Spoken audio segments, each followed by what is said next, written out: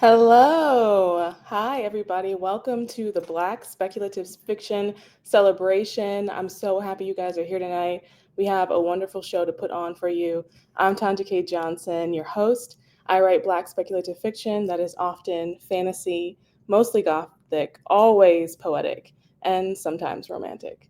We have a great lineup for you, so I don't want to waste any time in getting these introductions in. And so I'll bring up everybody.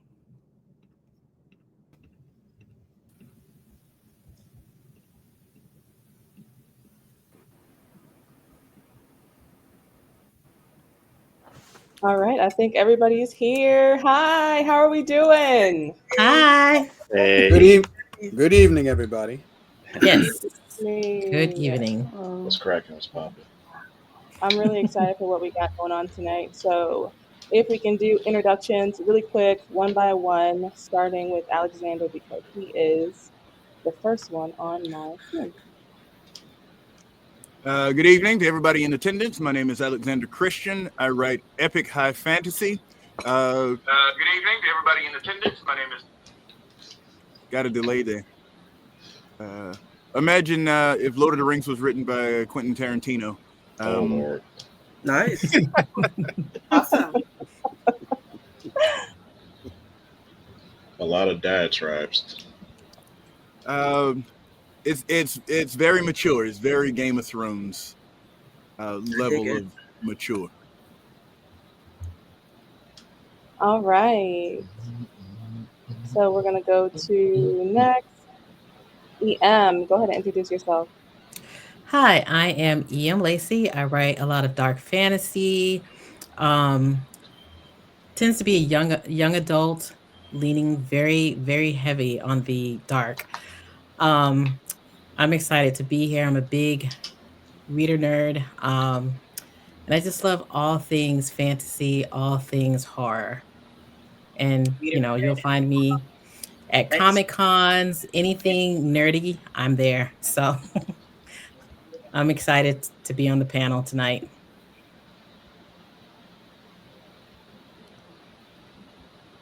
Okay, so next we have Liz. Go ahead.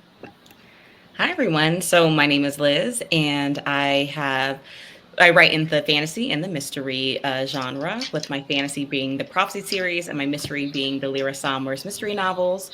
So mostly known for my vivid characters and my fast pacing and my movie-like scenes. And I'm honored to be here today. So hi everyone. And then we have DL. Hi, I'm DL Howard, and I write high fantasy, epic high fantasy, dark, gotta be dark, sometimes dark academia, um, like Snow said, kind of Game of Thrones, but with my twist with chaos. A lot of chaos. Yeah. We love the chaos. Thank you. Mm-hmm. Trey, go ahead. Hey y'all, I'm TD McIntosh. I write epic fantasy, a lot of stuff inspired by manga, um, and middle grade. Well, exploring middle grade and gothic fantasy. Well, gothic urban fantasy. That sounds great. And so we have Sylvester. Hey, my name is Sylvester Barzey. I am a horror author. I play in other genres every now and then, but mostly I'm known for the Planet Dead series, Camp Lanier, and Dead Soil and Youngblood. So, yeah. All great stuff. I love your work.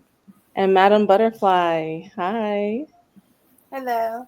Hello, lovely people. I am author Madam Crystal Butterfly, and I write tons of high fantasy stories. I also play around with the urban fantasy, and I'm getting ready in future writing projects to dip my toes a little bit in the sci-fi and the horror. All of my stories are more for an adult audience, and it's full of explosions, mystery, and some political intrigue. Wow, you are amazing. Thank you so much. Mhm. EA Noble, go ahead. Oh, You He's are muted. Oh, How can I go after that? That was amazing. I know. Right? Hard to follow. Hello, I am EA Noble and I write queer speculative fiction for the culture. And what that means is that when you open up a book written by me, you're going to see queer, you're going to see black, you're going to see fat, you're going to see neurodivergent, you're going to see disabled, because that's everything that I am and everything that I want to reflect back to the world around me. So yay! Also, I'm the author of When Blood Meets Earth. It's about a princess on the precipice of her bad girl era. So check it out. Hey, I'm so with it. Okay, Thaddeus. Good evening, everyone. My name is Thaddeus Howze, and I am a speculative fiction writer. I don't have a particular preference for genre. I will write in anything, anywhere, at any time, except maybe romance, and I've even tried a little bit of that, and it got good responses, so I may keep doing it. I'm a writer, editor. I edit for Sci-Fi Radio. I used to have a podcast called Climate Change by the Elements, where I talked about climate change for about 6 years. I write about comics. I am the answer man. So whenever you talk about comics, people come to me on Quora, and we write answers to weird questions about superheroes and just about anything else that we deal with. In the daytime, I'm a narrative writer. I work as a writer for a video game company called Wicked Fox Games. So I do a lot of stuff. Nice. Thank you so much. Okay, we have the introductions done. I want to move straight into the discussion portion of our conversation because we have a lot to get through. So, yeah, we got the comments coming in. Oh, Thaddeus, they love you. We love you all. Okay, the locks are locking. Yes, EA. Okay. Let me pull up these questions and we'll get going. We did these introductions, everybody. All right. How does Black identity influence your writing within the speculative fiction genre? Are there specific elements of your culture or history that you draw from when crafting your worlds and characters? Does anybody want to go ahead and take away that first question? Oh boy, that's a lot to say. I am happy to because I am full of myself. Okay. So that is Alex. Okay, go ahead, Alex. I've come to realize that while largely we draw from medieval Europe for most popular fantasy, no matter the time period, there would always be slang, there will always be gangsters, there will always be hoodlums, there will always be the upper class and the lower class. And poor people have always lived the same. They do what they have to do to get by. They have to be creative. They have to be inventive. They have to be strong. And their view on life, their view on morals, on religion, on relationship is influenced by the world around them. And it's not so much the way it technically should be, but the way it is. So a lot of my writing reflects modern day problems that I run into, modern day social situations that I see, because I don't think that 100 years ago, 1,000 years ago, while the world was different, I don't think people were very different. So I think the urban experience that I'm living now, somebody somewhere in ancient Rome was living something very similar. So it has allowed me to be free to feel comfortable expressing my experience, even in this fantastic setting.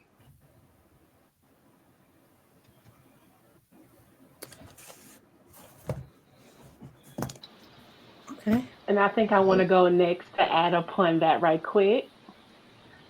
Yeah, go ahead, EA.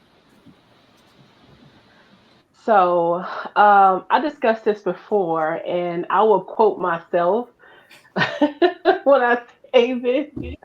But you paint blackness as ghetto, like that too is an art.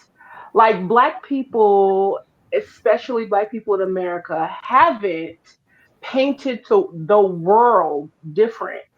with our style, with our music, with our hair, with our fashion sense, with our language. We have people in other countries talking AAVE, or what I recently found out, AAE, because it is an official language now.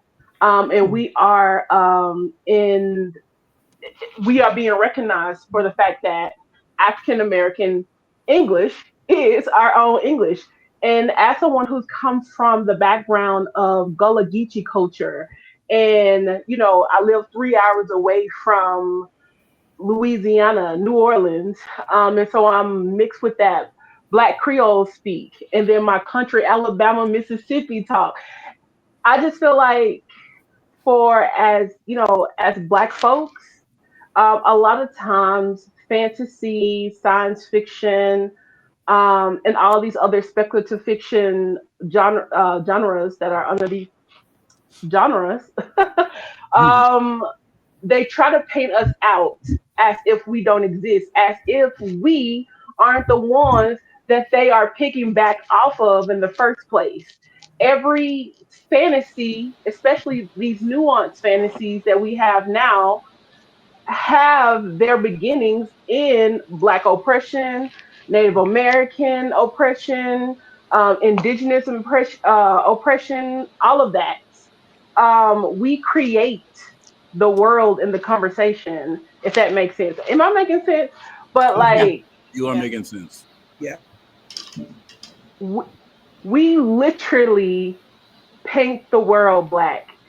And it's time for us as Black people to hone in on our voices and to write our fantasy and whatever that may mean, because Black people aren't a monolith, nor is our speculative fiction either. So I'll let it rest. I 100% agree with you. I agree too. I Yes. I agree. do. Yeah. I rest my Yes. case. And then I guess I was gonna add like just a little, like just my 2 cents, where when I think about just, the Black identity and just how it influences my writing, growing up, grandma and grandpa were like the fountain of wisdom, and Mhm. just how I saw the world. Like my first view of the world is from my grandparents. You know, a lot of what they taught me, a lot of what they say, and it sort of filtered the world until I branched out and started experiencing it myself, and then I made adjustments to it. And just the words that I was thinking when it comes to Black identity is truths taught, from my community, and then just adapting that to, how I move through life. Mhm. Because I feel like a lot of what my grandparents taught me, still applies, and it just affects how, just I see the world and how I move through it.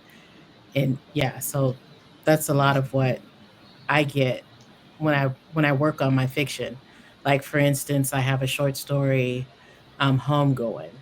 Um, Everybody knows when it comes to ancestors, when you do your funerals, how, it's like an honoring of those who passed, and just how valuable, that, just that wisdom is, and just paying honor, to your, just to your people in general.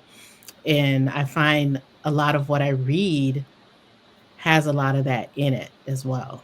Mhm. Yeah. So those are I guess for me, that's what I see when it comes to Black identity and how it influences my writing, you know.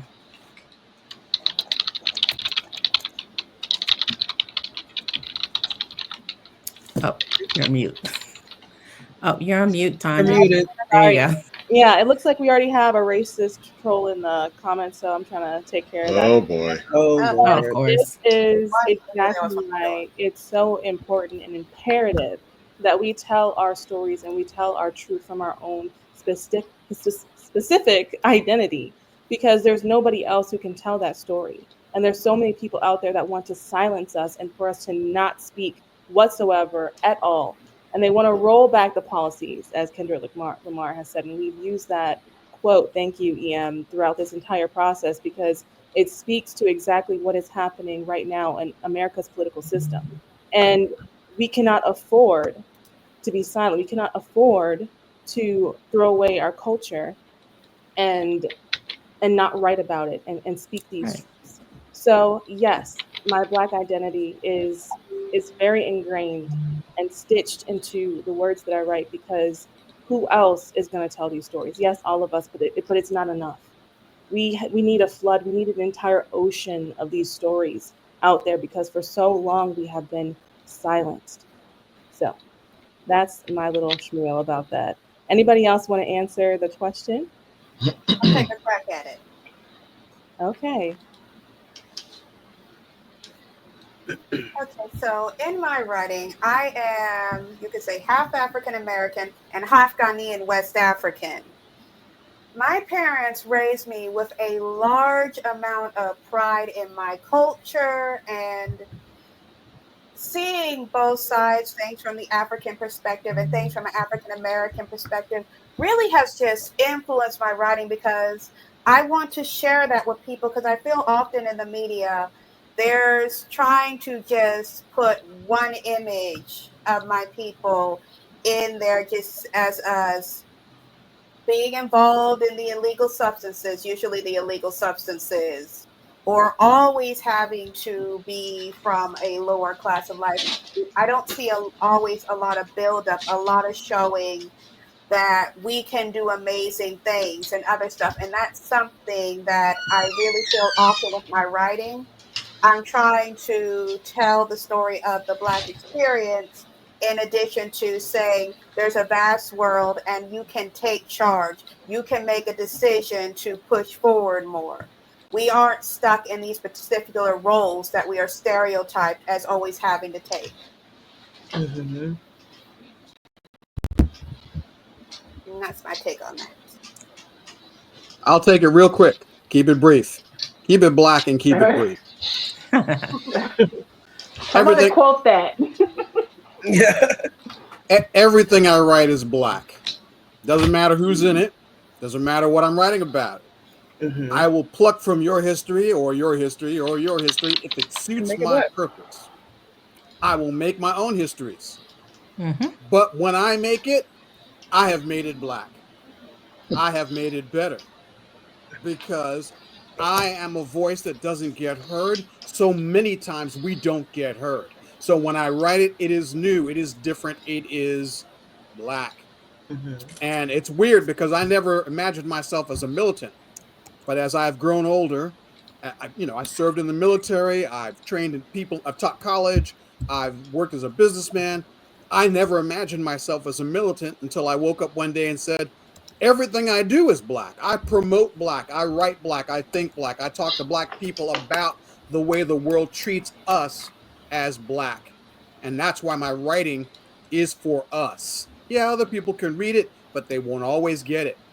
And that's how it's supposed to be. We need to be just as visible as they have been for the last 278 years or so. That's true. Yeah, that's true. I just want to give a shout out to the vets in this chat right now. Whoa. Yes. Yes. Yes. There are quite a, oh, wow. Yes, you guys are representing. Thank you. Thank you. All right. Anybody else want to answer that question before we move on? No, but I can answer the next one. Into the future. Okay, Trey. All right. All right. In your opinion, why is it important for Black authors to create speculative worlds that transcend traditional boundaries? And how do you see the genre allowing for more expansive narratives about the Black experience? Well, with that, man, I am tired of struggle and trauma stories. Okay. That's true. So this allows us to expand our stories where, not necessarily we are oppressed, but how we are no longer being oppressed, and allows us to dream beyond all of that. We can do and be whatever we want to be. Like, for instance, you want to write a story about pilot a spaceship, pilot a spaceship and it's candy painted, with some lights all around in space. We can do that, and we can be whatever and not what they want to be. Because I don't know about y'all, but I'm tired about reading about all the other stuff. Yeah, I can try. Oh, sorry. Go ahead. Okay. what I have to say about that is I grew up with Legend of Zelda and watching anime, and with Legend of Zelda, that transitioned me over to reading more fantasy. But the one thing I noticed about it is that every black character in those fantasy stories were either the side character, Mm-hmm. uh, someone in the military that's about to get folded like a lawn chair, a thief, or then all the talk about slavery came, and I'm going like, dang, do we have anything good? And so when I write my fantasy, I always imagine my characters as black Mm-hmm. because I never saw characters like that on a book. Like they always had a character looking like Fabio or some other European character, but I'm saying, black people don't just exist in Africa, right? Black people have been there before, right? So Right. like, and then with speculative fiction, that's always what if questions. Like for example, I have a story where these two French witches, they find out they have history in Louisiana, and black people have always had magic. They're the only ones who had magic, and their rules are whatever you do, don't do something that's going to make people notice us. But then they find out that their grandmother, who is essentially immortal, tried to change the way that the Civil War went, how slavery went, and their family got exiled as a result. So then that bearing the question, why would y'all sit up there and let crap like that happen to y'all if y'all had the resources to fight back? So it's always questions like that you got to ask. What if? Yeah. Mm-hmm. I was Well, waiting for somebody to bring up Bonnie Bennett because I already know we have a lot of feelings about that lady. So, Liz, Yeah, did you wanna take this one? Yeah, so I think it's very important, especially in this genre, because I think when it comes to fantasy, magic, adventure, they always skew our characters younger, right? It always is cartoonized. And so I really enjoy creating adult characters, right? I have Eli and Talia, Yes. they're a couple, like married people, married black people still have adventure and they have character development, and we don't get to grow. And so I think it's really important for black people to tell our stories and to tell them throughout the ages, right? Not just limiting to a specific character or a specific age, because we we grow, we live, we take up everything. And kind of piggybacking with everyone else said, seeing us in careers that we don't get to see, seeing us do things that we don't typically do. um I'm an anime kid. I think the first black character I saw was from Bleach, you know what I mean? And so being able to create Chad. stories, right? you know, Mm-hmm. being able to be an adult and create adult characters or create more scenarios where we're seen, we just need more of that. And so I'll land my plane or pop my bubble there. okay, I was gonna add a little bit to this. It's like what I love about like black speculative fiction is super important because it inspires generations.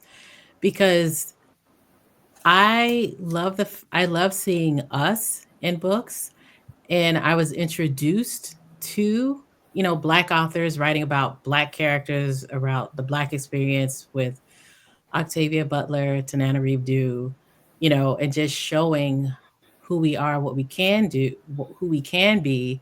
And then I know with Octavia, just how she blends just our culture and our history with the possible futures.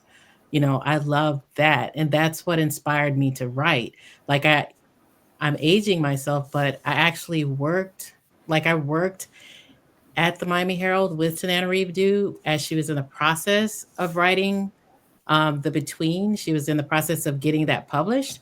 And it was just cool to see someone who writes what I love. She writes horror. Her horror is very speculative, very, rooted in history, because I know her parents were like civil rights, activists. And you see a lot of that in her fiction.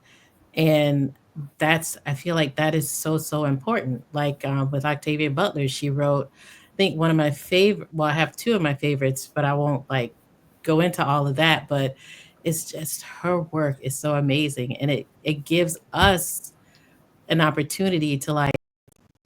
I feel like it gives us permission to like take the baton and keep it moving and keep passing it on. Because yeah, that's I'll just leave it there. But I love speculative fiction, especially done by us. I don't. You're muted. Every single time I forget to unmute. Yes, especially done by us. Yes, that's what I want to echo. Anybody else want to go ahead and take the question away? Yeah, I can't really raise my hand. So, to date myself a little bit, the first black character I remember seeing is Franklin in the Peanuts. Charlie Brown stories. And the thing is, his blackness was unspoken. He was a minor character, and he didn't garner a lot of screen time, but he wasn't any different from anybody else, and that was an element that grabbed me. I love what Jordan Peele is doing now, where he's making stories about Black people, for Black people, involving Black people, but their Blackness is not the center of the story. I do a lot with writing characters that for a moment you might forget that they're Black because it's their humanity that makes them who they are. And then other times you want to write a situation where there are ways in certain situations that we're going to respond to like nobody else, and those you really want to put a spotlight on. That is true. Can I just piggyback off what you just said? Because I wrote an entire article about this, about writing Black characters. And one of the biggest things that I say to people that are non-Black wanting to write Black characters is you don't write to our Blackness. Let Black people handle that. You write to our humanity. That is what you should be writing to. Do this slang sounds natural? No, it don't. Right to our humanity, not to our Blackness. Allow Black people to write to our Blackness. We can have the conversations about our quote unquote Blackness and what that means. But you write to our humanity. That is what you need to be writing to. So I'm gonna leave that alone. But yeah, I want to piggyback. I want to piggyback off that because I have several friends who are of the pale complexion who's asked me, do these characters sound natural to you? And I said, what are their characters? Well, she's Black. Okay, and what else? Well, this, that. Okay, does it matter that they're Black? No, you don't have to write them Black, though. They don't need to be Black for this character to work. Why should I care? That's the question I always tell everybody. Why should I care about this character? Why is their only identity Black? Yeah. Well, like, does this sound racist? If you have to ask me that, it's probably racist. Yeah. Exactly. Okay, we're going to move on to the next question because I still want to have a good amount of time for the readings. So let's move on. In your opinion, why is it important for Black authors to create speculative? Oh, I've already read that. I was about to say, didn't we do that? Do you ever encounter resistance or misconceptions about Black speculative fiction, whether from within the literary community or from broader audiences? If so, how do you navigate that? I know Sylvester could say something. Everybody want to talk and get it, but I want to say something real quick, just quick. Yes. When I first kind of stepped on to, how do I make myself big? Okay, here I am. When I first stepped onto like the indie scene, I was getting feedback from a lot of people in these groups, particularly on Facebook. And this one man, somebody's decrepit, gnarled-fingered granddaddy, had the nerve to call me. When you write Black people into fantasy, they have to be there for a reason.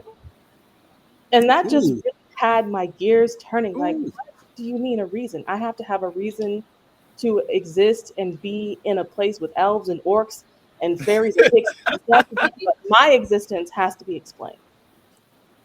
I was gobsmacked. And ever since then, I was like, no, F that. I'm going to write my stuff and I'm not going to explain anything. Matter of fact, you're not going to be the lead of this story. Matter of fact, I'm going to explain your existence. Why are you here? Exactly. Exactly. Okay. Now, I could Okay. I piggyback off Resistance of is real, and I it's could in piggyback the off indie that too. spheres, it's in the traditional spheres, it's everywhere. We are constantly pushing. I don't want to say that we're begging, but we're pushing for people to read our work, to accept us for what we are, and not try to put us in any kind of particular box. I know. Okay, I won't take up too much time. Let me land and get somebody else up here. Can I Girl, you piggyback was off of that real cooking. quickly? Yes. Let her cook. I want to piggyback too. Yep. Same Yeah, here. I got just one in there too. seconding everything that you said, and I just want to say it's very important we get to critique our work because I have seen our characters try and be whitewashed or the culture stripped or the nuance stripped away. And so I think that was just a great reminder of be very careful who you get to edit, feedback. Even Yes. if it is a non-person of color, like they can give feedback, but make sure that they have the cultural sensitivity and the diversity within their friendship group to provide that feedback because I've seen so many authors, their voice stripped away. And it's like, I really liked this before you had someone else critique this. And so I think that's just a powerful reminder. Like everyone does not need to critique our stories. And I'll land That's there. true. Ooh, cool. I I'm gonna want to. piggyback off that edit God thing. dang it. I'm sorry, I'm sorry, Trey. Trey, you're next. But I will say, like, piggybacking off of what Liz said, just ex- in experiencing that in editing when I started off, just how important it is to have people who are from the culture or a part of the culture do the editing when it's writing from my perspective. Because I've had an editor comment in my work for me to change names of characters because she didn't get it, but the story is set in Africa. And I'm like, why would I change the characters? There are no Bobs and Susans. It's like Yeah. the names are the names. And then I actually had an editor ask me the question about my character's job. And I'm like, okay, she's fictional. Why she got to prove she got a job? I said she had a job. I got to show her working at her job. I didn't get that part. But again, Dang, it what's just her name? showed me. Tommy? Yeah. Well, hey. But it was just funny that, that we have to prove ourselves even when it comes to someone editing our work. Like my stories have Black people, it's set in Black neighborhoods, and then still they have to prove they have their Black jobs. I don't get that part. But again, that shows just how important, you know, like choosing your editors are and just how it plays an important because again, people want to mute our voices, True. I guess make us more palatable. Even though we're writing our stories, they want to adjust our flavor or strip our work of the flavor, basically. That's what it looks like to me. I wrote a piece in a fairy tale retelling. All the characters were Black. All the stories were set in set in worlds that we built, i.e., all the stories were set in either urban, dystopian, whatever, but the characters were Black.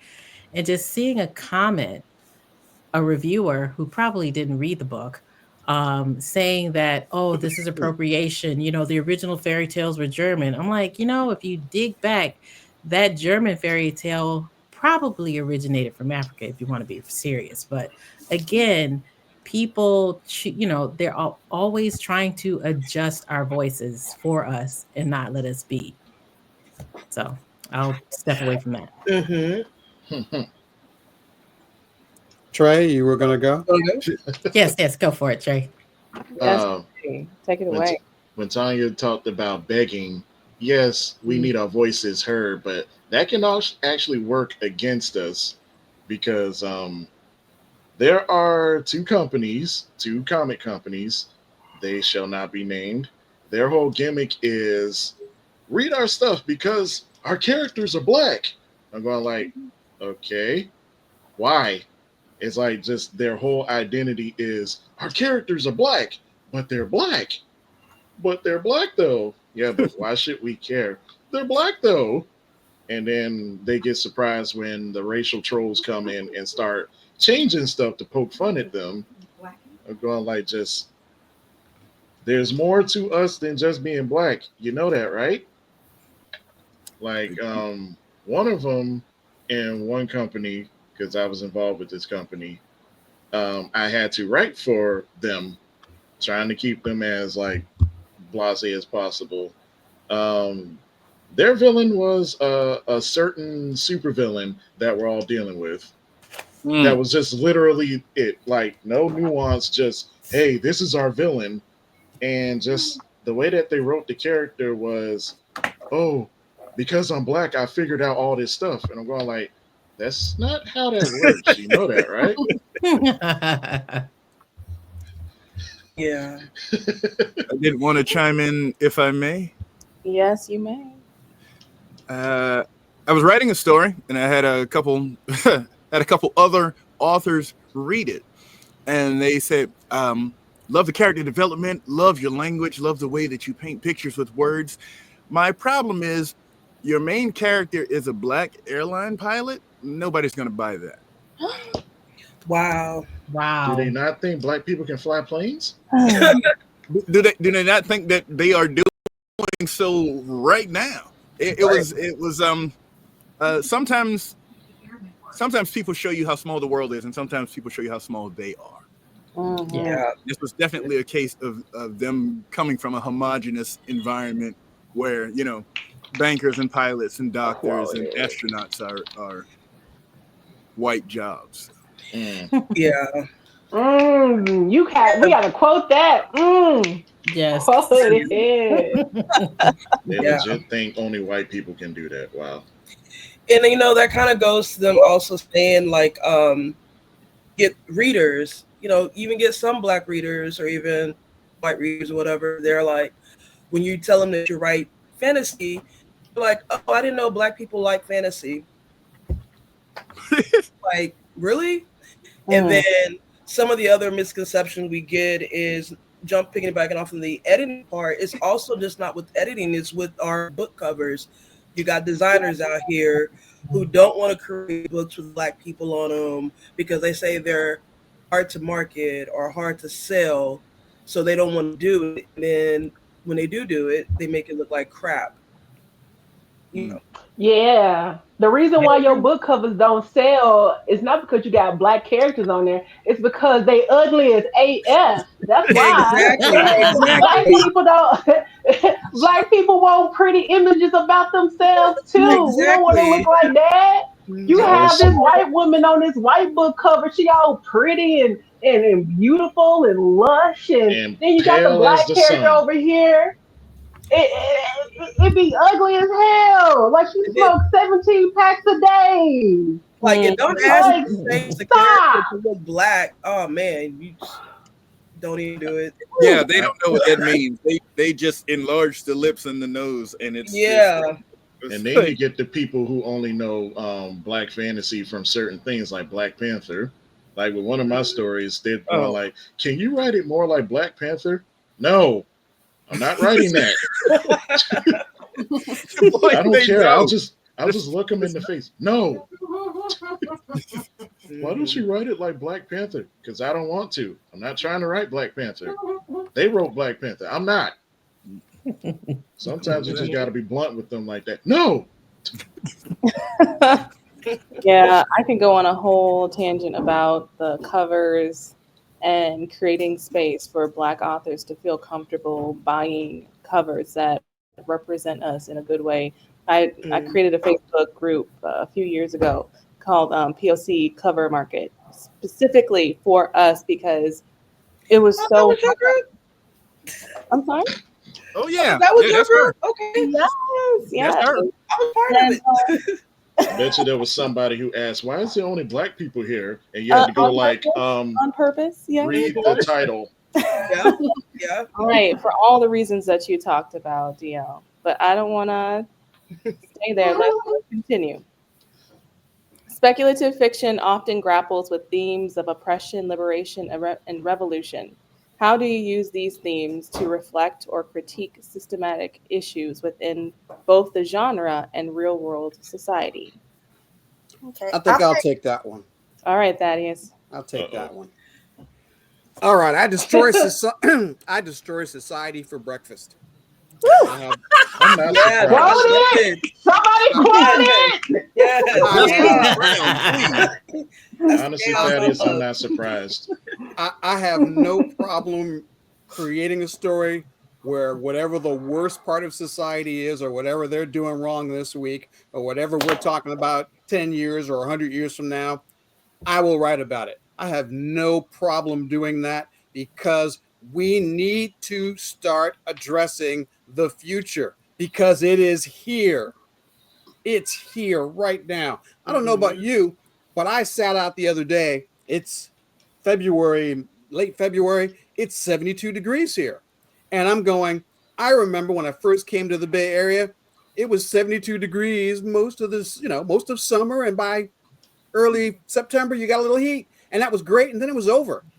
It is 72 degrees in February. By March, it'll be 85 degrees. And by September, it'll be 95 to 105. And it'll be like that for 200 million people. We are on the precipice of destruction. So every time you sit down to write, always at least consider writing a story about how we survive our coming apocalypse. It's happening. Socially, it's happening economically, it's happening culturally. So speculative fiction is great for talking about revolution. It's great for talking about ideas. It is great for postulating over making other choices that might get us where we want to be. This is that genre. Do it, write it, destroy society so you can make it better. And after you've destroyed it, postulate on making it better. We can do this. The future doesn't have to be like a thief in the night stabbing us and leaving. We could see it coming and we could act on it today. Mm-hmm. Cool.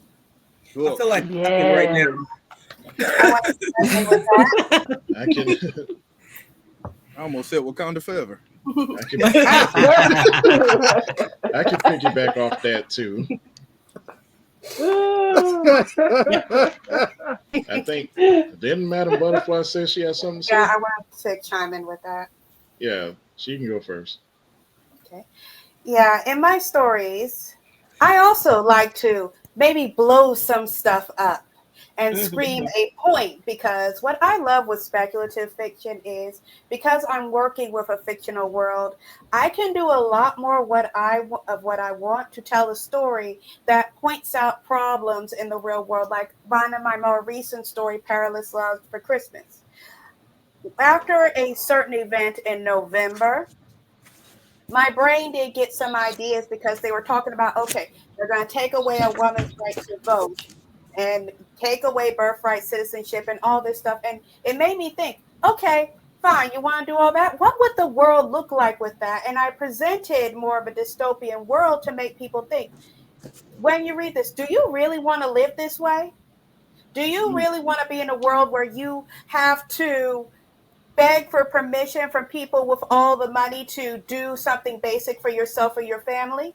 Do you husbands want your wives to be so restricted in life they can't do anything for themselves, and you're paranoid all the time about them getting hurt because all these laws and rules to oppress females have come out? And I write stories, and I love speculative fiction for doing that, because I want to say, people, this is the world you're offering. Are you sure you want that? Or do you want to think for yourself, stand up and fight back against this type of destruction? Yeah. Cool. Ooh, I'm gonna chime in on that. When I think revolution comes in the form of communities. Because it's like I was thinking about as everyone was talking, I was thinking about, okay, revolution starts in community because communities we have our own sort of language and our own sort of code. And we're able to meet because we have that code and we have that language. And I think about the 92%, just how being a part of that 92%, like, choosing how we move or how we do not move, how powerful that is, and I was like, those are the things that I see in just in speculative fiction. Like I have a couple of pieces um, that center on, like, just bodily autonomy, just having your own agency. Like most of my stories are about, just that personal evolution, like, owning who you are and moving accordingly. But yeah, so I will sort of put a pin in that and just, you know, Yeah. stop right there. But yeah, that's what I think. If I may. I just want to add in a little. Oh, I'm sorry. Go ahead. No, go cook. I'm not gonna cook. I'm not gonna cook today. I'm just saying. I just wanted to add in because when I wrote "When Blood Meets Earth," one of the questions that I had for myself is, what if racism didn't exist? All right, because sometimes we see the world so black and white. Okay, let's take it out. What if racism didn't exist? And we still have to deal with what things are. We still have to deal with classism, and we Mhm. still have to deal with there are people in this world who always think that they are better than these people below. We have a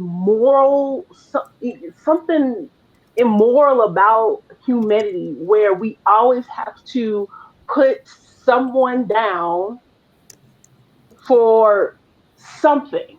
We can all have blue eyes, but because your eyes are pale blue and mine is dark blue, my dark blue is more vibrant and better than your pale. So you go over there in society and we will call you pale eyes. You know what I mean? Like for some reason, humanity has a problem where we always have to be better than something else, and that needs to be fixed within ourselves and within our identity. And if you and I'm talking to my black people, if we're not dealing with those eternal conflicts within ourselves, then the world is not going to get better. We got to start asking ourselves the reason why we think the way we think. And I think writing speculative fiction, writing fantasy, writing these what if questions allow not only us, but our readers to explore other alternatives and make us turn that mirror unto ourselves and see in what ways can we grow as a community. And so yeah, so I'm just gonna leave it like that. I love speculative fiction. I just wanted to say quickly, in my first novel, I have a conversation between my hero and his guide through this strange new world, and they have a debate about prison. And the guide is saying that the point of prison is punishment, is to teach people that what they did was wrong and they shouldn't do it again. And so the hero says, if the point of prison is not rehabilitation, then there's no point. You take somebody bad, you lock them up with people worse, and then you let them go. What do you think you're going to get? That's super villain. Right. But when I checked the analytics, that was the number one point people DNC'd the novel. The very concept of, no, you did something bad, so you need to be punished. As opposed to, I want retribution. I don't want correction. I don't want rehabilitation. I don't want things to get better. I just want you to suffer. That element, I think, is the same gene that makes the tribalism go dark, that my group has to be better than your group. I don't know what to do about it, but it was staggering to me to get the analytics and to find that within those 3 pages, the people who did not finish it, that's where they dropped off. Those people are dumb. Yep. I don't actually. I don't think they're dumb. I think they have been trained to believe that punishment is the goal. Anytime you're done anything wrong, we're not looking at rehabilitation. You're looking at punishment. Because if you look at Europe and Norway, for example, their prisons don't have bars. They live like people. They are really rehabilitating them and demeaning them and mistreating them and putting them in inhumane conditions. In their mind, is self-destructive. It basically leads to more criminals. So in their mind, if you want to rehabilitate people, you have to treat them like people. Agreed. And that's why prison here doesn't work. It can't make people better because it's cruel. I go to prison, I live with cruel people who are cruel to me for the entire time I'm there, and then I have to join another group of cruel people to avoid other cruel people who would abuse me if I didn't join this first group of cruel people. You feel the problem here? This doesn't make for rehabilitation. This means that now when you leave prison, you're going to go back to being cruel. It's what you know now. It's what you've learned. And so that's not making things better. We have 2 million people in prison. Something is wrong with this, except that somebody's getting rich off of it. That's why they do it. Ta-da! So if you were curious, that's what prison's about. Somebody's making money. Bottom line.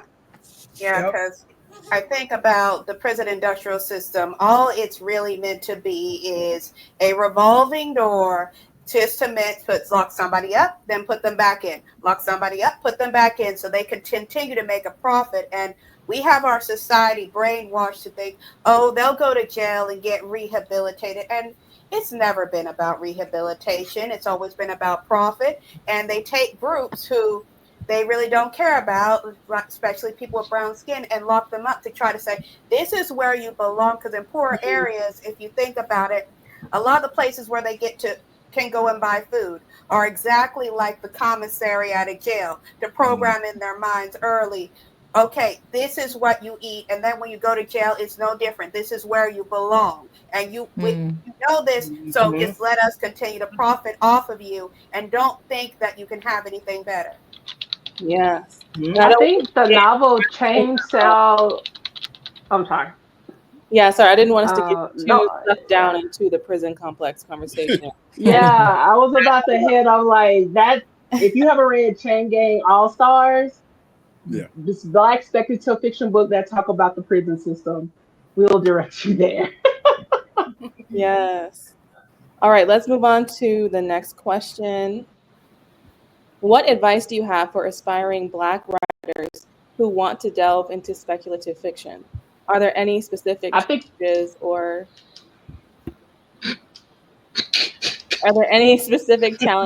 opportunities you think they should be aware of as they begin their journey? Just right. Sorry. Yeah, exactly. I would say write, and also get into a group if you can with people who also like to write, who are positive, not those people who are always critiquing, saying, oh, this isn't good enough, that's not good enough, you need to write about this, that, and the other thing, because that's a trick.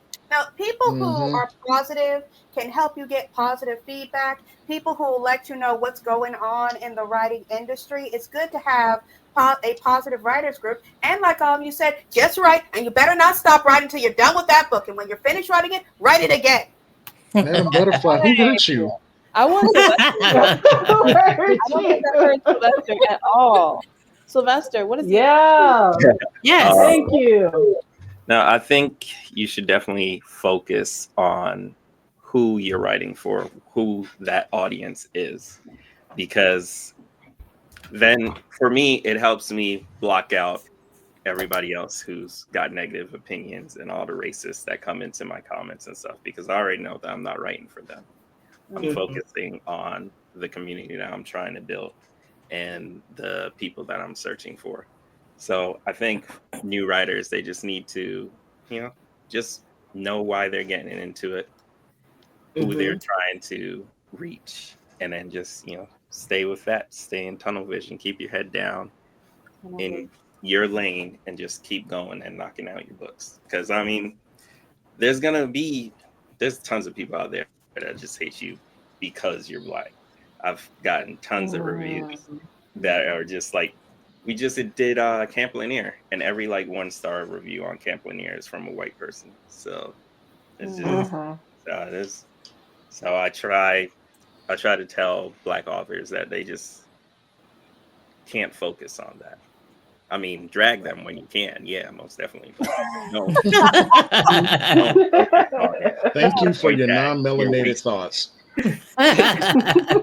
You're wasting your words on these people that don't matter. You might as well just put them in the book. Can I piggyback off of that? Like, wonderful. And like, this is yours. I don't think we often get enough space of ownership. But when you are writing a book, it is very liberating because this is yours. You have complete agency of this. This is yours at the end of the day. And I think remembering that will, there's so much information you have to filter in, right? Whether it's, I want to be entertaining for the readers. I have this feedback for the editor. There's a lot of information. But at the heart of it, you need to remember that this is yours. What is the story that you want to tell? What is the character? I think about my most recent story, Sleeping Beauty, and the criticism was that Lyra's too mean. Why is she mean to this character? And that's who she wanted to be. That's who she wanted to be. And I wasn't going to edit her down. And I think you need to remember that this is yours at the end of the day, and take up as much space when you are writing. And so I'll land there. Quote it. Yes. Yes. I did want to say that it's really important to have community. Like, that cannot be said enough with enough emphasis, because the people who you are surrounding yourself with are the people who are going to drag you and pick you up when you're down. So you need to have people who are of like mindset, someone who wants to move forward and is striving for better and always is looking to do more than they did yesterday. If you surround yourself with people who are okay with stagnation, who don't care about writing and putting out their work and putting themselves out there, then you're going to be able to easily give yourself those excuses as well. And I talk about this all the time with my writer friends. Like, we need each other, because then we fuel and feed off of one another. There is no such thing as competition, especially in our Black spheres. We need to really dead that mindset that we are competing with one another, because we will never, ever, ever be able to write enough books to feed all the readers out there. Okay. I agree. The way I read, I could read your catalog in a month if it's a good size, and then be like, okay, well, what's next? You can't feed them all. So where is the competition coming from? There is none. So let us all keep each other up. We need to seriously get that mindset of oneness back, because that way, there's no way that I'm going to be going up somewhere and I don't grab EA, or I don't grab Liz, or I don't grab Trey. Be like, come on, let's all go to this space together. That is so important. You want people with that type of mindset in your corner, because then you have no choice but to go up after that. Yeah, agreed. Yes. Yay. Love it. Love those thoughts. Okay. Yes.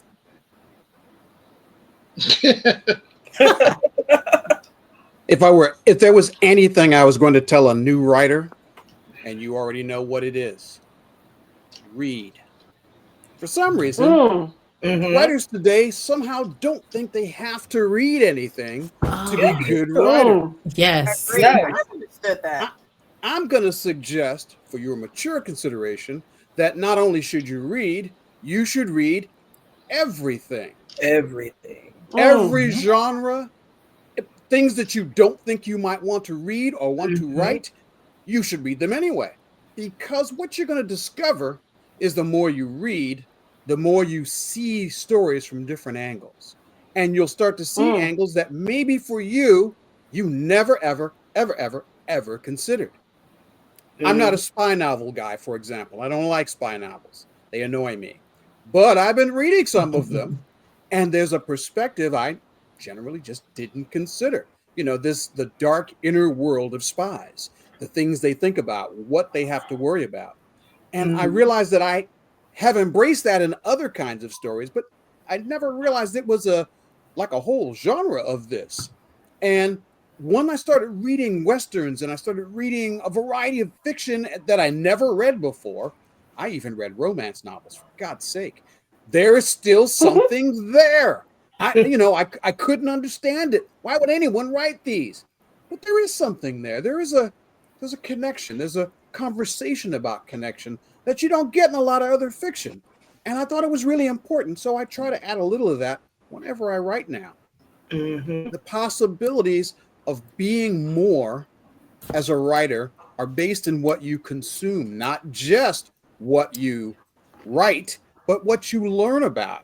I read and write about everything because this way I can take an idea I just learned about last month and put it into a story, and it feels good because I've now know about it. I'm enthused with it. So I'm going to make sure I put as much effort into it as being solid and rich and entertaining as possible, because my goal, of course, is to entertain and educate when I'm writing for, like I write science bad or irreverent science. I'm writing to educate as well. But I believe that by educating yourself as a writer, everything you write is better. And writers who don't read, it will show. Your writing will be the same. It will be stiff. It will be stagnant. It will feel the same. And your mission is to expand yourself, be bigger, be more of yourself, so that when you sit down to write, you contain worlds and then you can put them down on the page. That's Right. the secret of your success. Oh, yeah. And then just even when it comes to reading, I notice since I started writing, even when I read, when I see an author do something amazing, I am queen of like these little flags. I'll flag it, I'll highlight it so I can go back to it. And it's like you learn and you like pick up jewels just from reading. Because I would say all writers, the majority that I know, are big readers. That's why we write, Yeah. because I love reading and just discovering that I could write, characters that look like me, because that's honestly why I started writing. I just wanted to see myself on the page, doing something besides, okay, I'm a thug, I'm this, I'm that. Like, I'm a scientist who just, figured out like the solution to cancer or all the diseases. Like, you can make the worlds Yeah. that you want with fiction. That's what I love. And it's like, don't let something that seems impossible, because that's the whole point of imagination. What's impossible, you can make it, you can build it. You are the god of your world, of your fiction world. So make it yours. I just want to I drop would like this to. anecdote before we move on. Sorry. Muhammad Ali said something that changed my mind. He said, when you're driving down the road and a deer runs across in front of your car, you think to yourself, why is this deer crossing the road? But what you should be asking is, why is this road crossing the forest? Hmm. And that Quoted, but changed Mhm. it's already quoted. yeah. That changed my whole perspective on the world. They're just, it's like, hey, we discovered America. How you discovered something with 50,000 people on it? It just changed how I looked at every situation and every problem, because I stopped looking at it from how it affects me and looked at it from how the planet would view this incident. You know what I mean? As an impartial entity. Mhm. Yeah. I would like to add in what everybody else has been saying. Um, New writers, and I can say that, I'm a new writer. I started taking my writing seriously literally last year. Before then, I was a Wattpad writer, AO3 writer, just out here living my little life on the internet. And I decided, you know what, I'm gonna start taking it serious and actually start writing. Um, and for me, I think the best advice I can give new writers is don't be afraid to put yourself out there. Be gentle with yourself. There's going to be plenty of people in this world that's going to tear you down. Like Sylvester said, most of the people who DNF my books are white people, and my books aren't written for white people. It's written for a black audience. And so there's so many people that are ready to jump on the opportunity to put you in your place. And when you are writing, there is no place. Remove the place. Be who you are, live who you are. This is a time to speak your truth. This is a time to spread the awareness of you. This is a time to build your legacy. And it's okay if you don't know, if you want to do poetry, dark academia, romance, it don't matter. Take time with you. It's okay to figure it out. It's okay if you don't have the footing. It's okay if you don't have all the information, but continually try to grow. Water yourself. It is so important to water yourself because your books essentially water other people. So you have to make sure that you are soft and you care and you love and you take care of yourself. And if that means, whatever X fill in X, do it for you and write your truth because your voice matters. And if it wasn't for the Black pioneers that came before me, I wouldn't be here. If it wasn't for the Black librarians, I didn't mean to start crying on this internet, but if it wasn't for the Black librarians that helped me fill out to get my library card, because I came from a little poor project home and we couldn't Aw. afford books. We couldn't afford books. And, I might say a lot of things about my mom. I love her mom, but one of the most things, okay, this is illegal, but this is so a long time ago. She can't get tried for it. But I was 14 years old and I walked into a store and usually I just sit down and just start reading because the only time I could have books is when I go into a store. And so I'll just sit down and go to the book section and start reading. And it was a V.C. Andrews book called Rain. And I just couldn't stop reading it. And I was like, Mom, I really want this book. But my mom, I knew she couldn't afford buying the book. And so she was like, okay. And so I was like in line with the book. And she was like, "Okay, let's go." And I was like, "Oh, we didn't pay for the book. Shut up. Let's go." And so we just walked out of the store. I'm not saying that's okay, okay? But I cherished that book for years, and I read it and reread it and read it for years because that was the first book I owned. So books have changed my life, and we need your voices and we need your stories. And that being said, I love, love, love my Black speculative fiction, my Black writers, my Black editors, my Black artists, my Black creatives. Keep doing you and create, not even create space, abolish space and build whatever world you want. I don't care. I don't care who you are. That's good parenting right there. And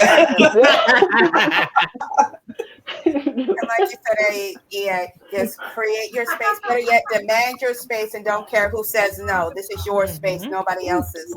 Yeah. Agreed. Yeah. Yeah. I think that is a beautiful way for us to segue into the next portion of tonight.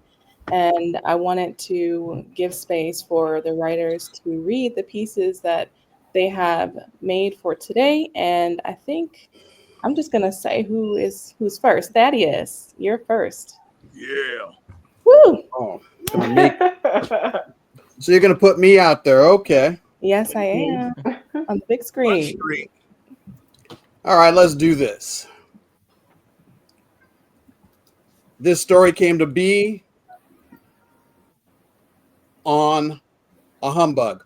A lot of times I write stories because I find a picture that I like or find a piece of art I like. And there was a piece of art on the cover of in a Facebook feed, and it showed a picture of Dracula laying next to his coffin, and his cat is in his coffin. And I decided I needed to go there. So let's go there. Dracula's cat, Persephone. I am sure there are days when Dracula had to sleep in the basement in the same room as his coffin, but couldn't get inside it. Why? Because his cat, Persephone, was already there. He's not afraid of her. He's embarrassed by his failure, his weakness. All he had to do was apologize. Refusing to do so meant the two of them were passionately at odds. Learning about their relationship later, I like to think it was the last time Dracula experienced anything close to being human. Now, as you may know, Dracula is a vampire, and depending on whom you ask, he's a legendary figure with plenty of stories told about him. Some of them are not true, or so he tells me. After a night of wild carousing on my part, he stops in a bar and sat down next to me. He's quite drunk and introduced himself casually. I assumed he was just another goth fetishist with a thing for capes until he smiled. He had abnormally large canines and eyes that burned with an icy fire. I sat back on my stool without even realizing I'd done it. Vlad Dracul at your service. He waves his hand to the bartender, and a libation appeared momentarily. No words were spoken. He was evidently a regular. It was the same beer I was drinking. Without much ado, he mentioned that one of the things he didn't get to have a lot of was friends. He admitted that people take the whole "you might be dinner if I'm particularly peckish that night" thing very seriously. I related to that perspective, frankly. He also revealed he was never invited to dinner parties. You eat one groom at one wedding and people never shut up about it. Anyway, Vlad told me he'd been alone for centuries. The dalliance here, outliving 6 or 7 wives or husbands over the years, more than he could count. They just got boring. They started saying the same things over and over. Why don't you love me? If you loved me, you'd make me a vampire. Why don't you do this one thing for me? But Dracula knew what would happen. He'd made this mistake several times. He'd turn them, he'd give them the dark gift, and as soon as they got it, they'd think they'd pulled something over on old Vlad, as if he wasn't aware of their goal all along. Most bound out the door before even learning what the gift really meant. I mean, besides that superhuman vitality, boundless strength, shape-changing, controlling various forms of vermin, okay, that one's a mixed bag. It's kind of cool for clearing apartments of insect pests, see, whispers conspiratorially. He looks down at the drink he bought but hasn't touched. But there's alcohol in his breath. But I don't stop to wonder how it got there. He goes on to tell me his loved one was usually back in 3 days, and he could set his watch by it. No one had ever lasted longer. It's pathetic when they return, sniveling, whining about their pleasures lost, their transformed state, the turn of their flesh to living ice. The hunger. Oh, the hunger for the living. He looked positively distraught over their plight. Apparently, Dracula is many things, but he is not a monster.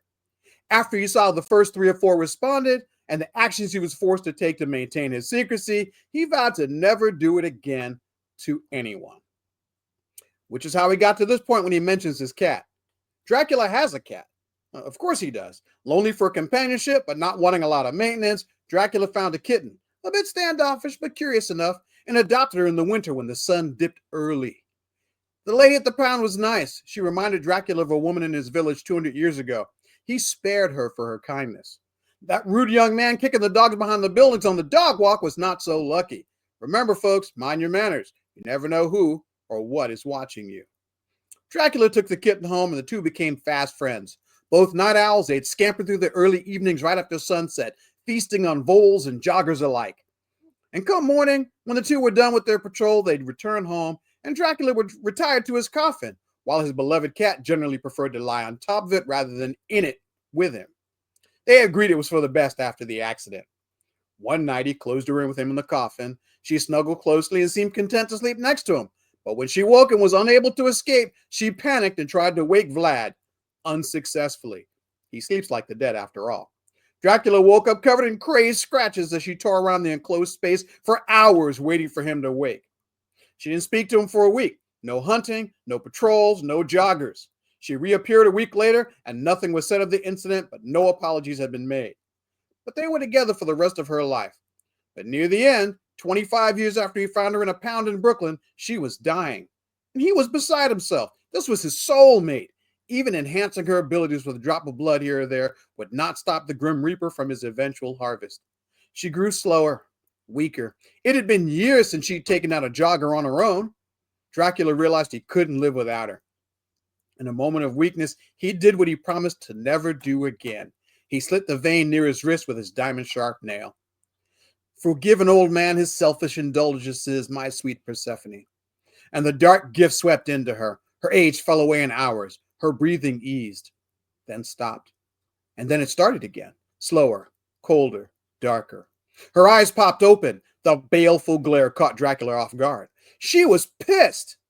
Dracula reached out his hand, and her guttural growl was the one she used when she was preparing to take down a particularly large jogger on a mountain pass. Dracula wisely withdrew his hand. Most days their relationship is good. They do all the things they used to do when she was younger and still alive. They take strolls in the park. They stop and listen to jazz in the evening. Persephone rides on Dracula's shoulder, more shadow than cat, and women gaze at her as Dracula takes his pick of her admirers. The two of them are so much more together than they ever were separately. Yet some night, Persephone resents her state, her unending beauty, her wait for a death that will never come.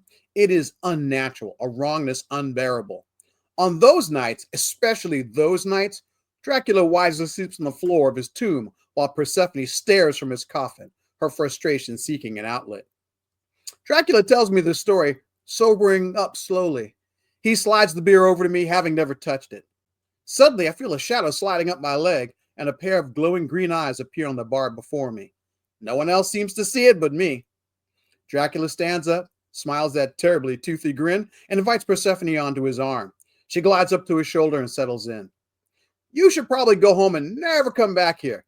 This is one of her favorite hunting spots. Mine too. If you'll excuse me, I spotted someone interesting. Dracula, the bouncers were breaking up a fight, and Vlad escorted a man to the back, to the exit of the back of the nightclub. He was gone for just a moment, and when he returned, a bit of lightness was in his step. I finished my beer and watched Dracula, Lord of the Vampires, dancing in a nightclub with a black cat on his shoulder that nobody seemed to notice. She turned her gaze toward me, her brilliant green eyes flashing in the club lights. She disappeared from Vlad's shoulder. I dropped a 20 on the bar and ran out the door. I ran to my car and discovered all 4 tires were flat. I waved for a taxi and one pulled up. As I opened the door, Vlad Dracul appeared over my shoulder, towering, whispering, "She's giving you a head start. She loves to play with her food." He slammed the car door and told the driver where to drop me off. Only as the driver dropped me away did I realize he knew my address. As the car rolled into the night, I heard a voice in my head. "I hope you make it. I think we could be friends." Thank you. That was amazing. Yes. Thank you so much, Good. Thaddeus. I love this story. It is so much fun. All right, we're going to Thank you. I'm glad you like it. on in order. So, Trey, you are up next. Great. Now I'm on the spot. Okay, so my story is called The Last. Can y'all hear me? Yes. My story is called The Last Sky Warden, and this is like, how can I say? I wanted to write something specifically for my wife because I wanted a character that looked like her, and I played a game called Throne and Liberty and made a character that looked like her. So I just said, I'm going to surprise her with something. And I wrote this short, and then, well, here it is. Tell me what y'all think. And also, I kind of sort of do voices and inflections sometimes, and I have a radio voice. The cold wind nipped at Ishara's face as she adjusted the fur-lined cloak around her shoulders. Her breath fogged the crisp mountain air, the sky above a canvas of swirling clouds.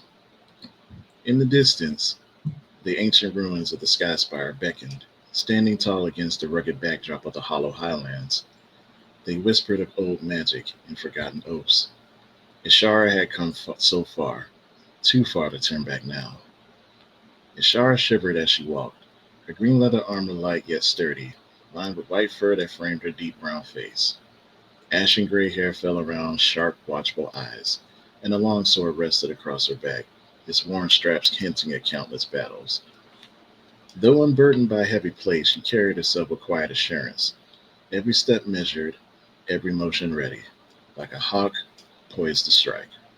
Soon, she thought, soon I'll prove myself worthy of the Sky Wardens. Her fingers brushed the hilt of the blade, the metal cold and reassuring. Aro stirred beside her, the small dragon scales catching the flickering light of a nearby brazier. He wasn't yet a mighty beast, but no more than a hatchling.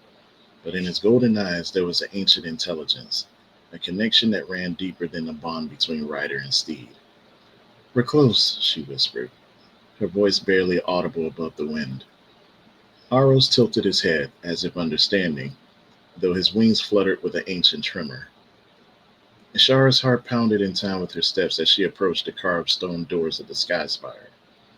For months she scoured the ruins of the highlands, searching for any hint of the lost rites of awakening, the ritual that could restore the strength of the Sky Wardens and awaken the dormant power within Aros. She was the last of her kind, the final bearer of the Sky Warden's mantle, and if she failed, their legacy would die with her. With trembling hands, she pushed open the heavy doors. The ancient hinges groaned in protest, and a wave of stale air greeted her as she entered the cold, shadow-choked chamber beyond. Inside, the Sky Spire was as she imagined it, majestic, inspiring, but desolate. Towering pillars lined the hall, each inscribed with the glyphs of a forgotten language. Sorry, sorry. Oh, I had to catch my breath. At the center of the foyer, a massive granite stone glyph sat upon a raised die, glowing faintly with ethereal light. As Ishara approached, the warmth of his power washed over her, and her vision swam with flickers of memories long forgotten. Battles fought in the skies, dragons soaring above mountains, and a world of peace held together by the strength of her ancestors. But it was more than a memory. It was a promise. Ishara knelt before the glyph stone, her heart heavy with the weight of destiny. She reached out a hand, her fingertips brushing against the cold, smooth surface. The stone pulsed beneath the touch, and suddenly her mind was filled with a voice, deep, resonant, and commanding. Only the worthy may awaken the bond. Only those who know true sacrifice. The chamber shuddered as the trial began. The glyph stone split open, and from its depths a ghostly figure emerged, a Sky Warden of old. His armor gleamed with ancient power, and his eyes were fierce, yet sorrowful. Kyros, his name appearing in her mind, hovered above Ishara, his clothes an ethereal visage of wear and tear. He looked as if he awoken from the moment of death, a glorious blaze, his epithet of legacy, his spirit bound to the stone. Ishara Highwind of the Highlands. Kiro spoke, his voice echoing through the chamber. Do you seek the rite of awakening, to restore the bond between rider and dragon? Ishara straightened like a bar. Her resolve was hardened. Aros perched on her back and rested his head on her shoulder, warbling concern in her ear. I do, she answered. I seek to restore. Then prove your worth, child of sky and storms. Face your greatest fear, or be consumed by it. I'm ready. Without warning, the air around Ishara shifted. The stone walls dissolved into a blur, and suddenly the Sky Spire disappeared.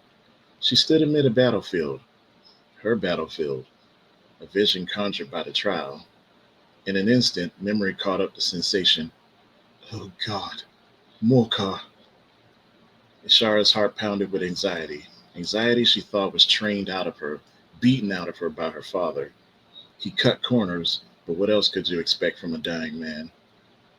Morcar was a force of nature. His men drank the rivers dry and moved like a swarm of locusts. Before her, Morcar's forces loomed, shadowy figures with glowing eyes, all brandishing weapons forged with dark magic, the taint left behind on her people's corpses. At the center of the horde stood Morcar himself, a towering man draped in shadow, his eyes burning with malevolence. Ishar seized in terror.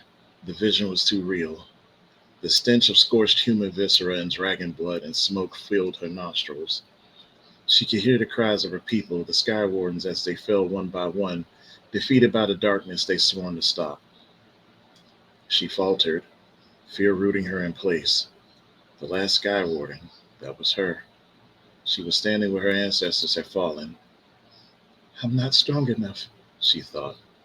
I'll fail, just like they did. But a low growl in her ear brought her back. Aros went rigid, his wings spread wide, his small frame trembling with defiance. His golden eyes locked onto hers, unyielding. They were in this together. Trust him, a voice whispered in her mind. Whether her own or Kiro's, she couldn't tell. He trusts you. Ishara nodded. Drawing a sharp breath, she lifted her sword. Let's end this, she muttered. With an inhuman howl, she charged into the fray, Aro screeching on her shoulder. The enemies proved fierce, their dark magic biting at her every step, but she fought back with everything she had. Ishara struck with precision and fury, while Aros belched powerful flames. Their bond deepened with every swing of her blade and every scorching breath. At the heart of the vision, she confronted Morcar. He was long dead, but the vision provided a convincing facsimile. The Shadow King loomed over her, his laugh cold and cruel. But Ishara stood her ground, her sword gleaming with the light of the Sky Wardens. In one fluid motion, she plunged her blade into Morcar's chest, shattering the illusion. He was dead. She had to remember that. She impaled her fear, not the Dark Lord. Her father already saw to that, his life the price for ending Morcar's threat. The battlefield dissolved in the mist. She found herself back in the Skyspire, standing before Kiros. He nodded, his spectral form beginning to fade. You faced your fear and conquered it. You are worthy, Sky Warden. The glyph stone pulsed once more, and a surge of energy flowed through Ishara and Aros. She could feel it, like lightning, the bond between them strengthening like iron, deepening like a ravine. It was as though their souls intertwined with each other, their fates bound together by an unbreakable chain. Aros roared, quaking the chamber. His wings unfurled as he grew before her eyes, no longer the hatchling she protected. No longer the hatchling she protected since he peeked out of his egg, but a creature of true power. His scales shimmered with radiant light, his eyes glowing with etched wisdom of their kind. Ishara stood tall, her heart swelling with pride as she nestled in his neck. She had passed. She had become a Sky Warden, truly. But as the light of the glyph stone faded, Kiros' final words echoed in her mind. The battle had just begun. Ishara glanced towards the horizon as they exited the Skyspire, where dark clouds gathered over the highlands. The threat of Morcar's influence still loomed, despite his death, and the forces of darkness were stirring once more. But she was ready. With Aros at her side, she would bring light to the skies again. With a determined smile, she mounted her dragon, her cloak billowing in the wind as they rose and soared into the sky. The last Sky Warden had risen. And that's it. Woo! I love it. Thank you so much, Trey. Some deep imagery right there. My tongue went dry like once. That's why I had to like reset myself. Okay, so I am up next, unfortunately. So let me get these things popping down here. This is a piece that I wrote because one of my dear friends says that she loves grandmama stories. So, and thinking about her, I wrote this piece, and I hope she likes it if she's out there listening. By the way, it's called The Song of the Living. Okay, if I can have everybody mute, please. I still hear someone clicking. When the trees start to smell sharp and crisp, I know the dead things are coming. That warning scent perfumes the air now. The fading summer gale bellows over a field of rolling wheat. Golden stalks bow to the forest like cracked swan necks. They waltz to the tune of pine breath, peer away to the riotous rhythm of rot, carried from the dead things, shambling in a mass through the mountains. Below the craggy pass, craters blister up from the earth's surface, oozing brackish slime. We're mostly alone out here. The land too wild, the wind too full of teeth, the rivers rush brutal as tempest waves. Only small pockets of living rough the backwood to form small, fortified settlements. It's safer in the cities, with their high electric walls, because when the trees tear up their roots and run, the dead things are close, and only the ancestors can save you. Grandmama, the trees are moving again, I shout over the wind toward our house. A tattered screen door bangs open from the kitchen, making the chickens squawk and flutter their feet. Grandmama limps onto the back stoop and squints into fading sunlight, mouth a thin line in a granite-cut face. Her waist apron is smeared in gore. She'd been busy cleaning and boiling chitlins, and the awful stench of excrement dogs her heels. Open air had been my only refuge from the odor, and I'd enthusiastically volunteered to take over the day's outdoor chores. Fresh linen dries on a line for my labor. A warm, upward draft carries the fabric, spreading the clean scent of soap and river water. Grandma scrubs her well-worked hands on an ivory kitchen towel as she searches over the southern wall toward the distant oak stand. Raw guts splat on the cedar panels at her feet, and a trail of fast-moving slugs lap up the carnage.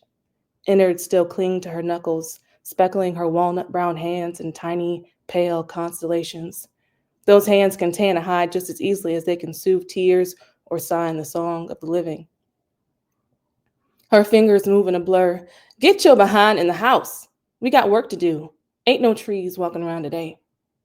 I'm about to argue that the forest really did move, but the young maple sapling that makes good switches sways, catching Grandma's attention. Those coal eyes are sharp as her kitchen knives. Yes, ma'am. I can't help but tear one more backward glance at the horizon. The setting sun bleeds saffron and peach hues into the hills. The wheat field is alive with a burning glow as the last vestiges of day give way to night. I tried to imprint that brilliant palette into my brain to paint later, but the shape of the world is slippery, now more than ever. The ground rumbles, just a slight tremor. The dead things smell worse than chitlins cooking, and they are so hungry. I know Grandma feels them coming too. The kitchen towel slips from her palms, and she's grabbing at my shoulders, urgent, trying to shove me inside. In a panic, the stupid chickens have flown the gate, circling their coop, and scatter in the backyard. Hurry and lock the doors, I signed to Grandma. I'm coming. One-handed and trembling, she tells me, no, I'll do it. Out here, those chickens are a lifeline. We haven't been able to keep proper livestock since Daddy died. With that leg, I say back.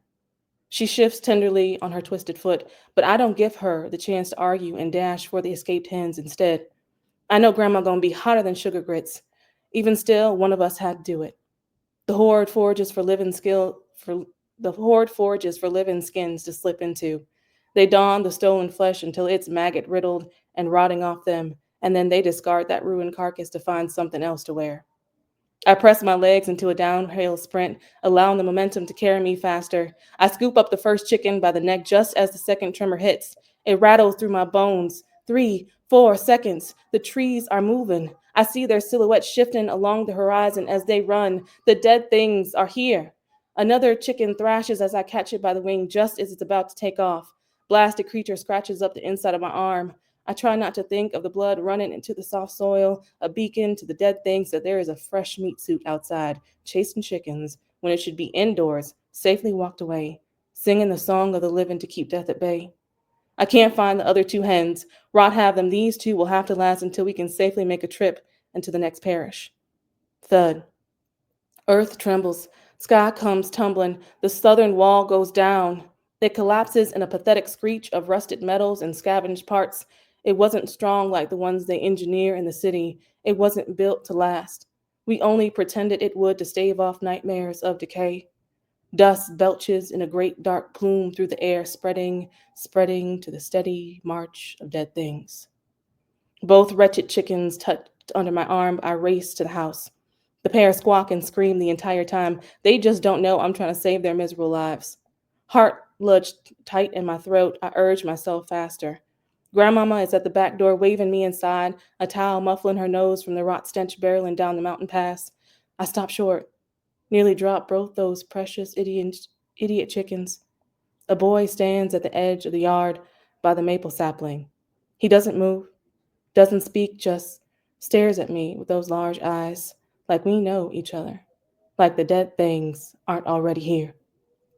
From my periphery, I see Grandmama signing frantically. I only catch snatches of what she's saying. Stranger, meet, run. I can't leave him. He might be lost, hurt. Why else would someone be standing out here, eyes glazed over like a rooster before the slaughter? Who's your people? I ask, voice carrying more authority than I feel in my trembling guts. He points a dirty hand toward the western wall that's miraculously still standing.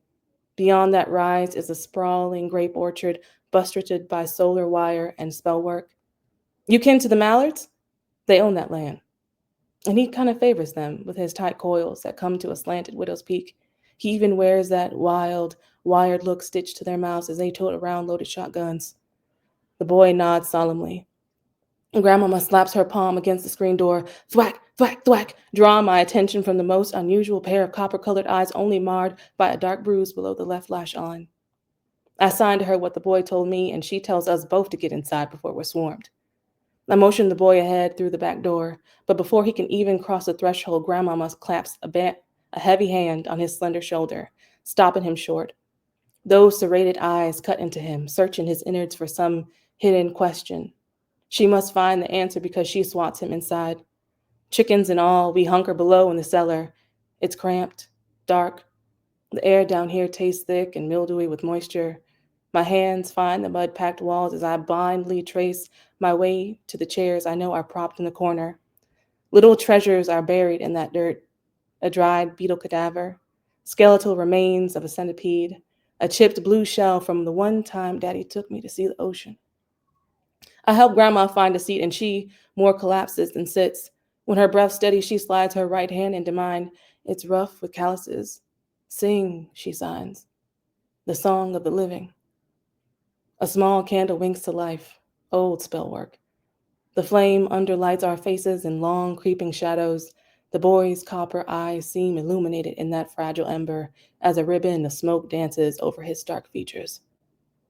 I hum. A low, mournful keening to call the ancestors, beseech their protection. My chest vibrates with their ancient rhythm.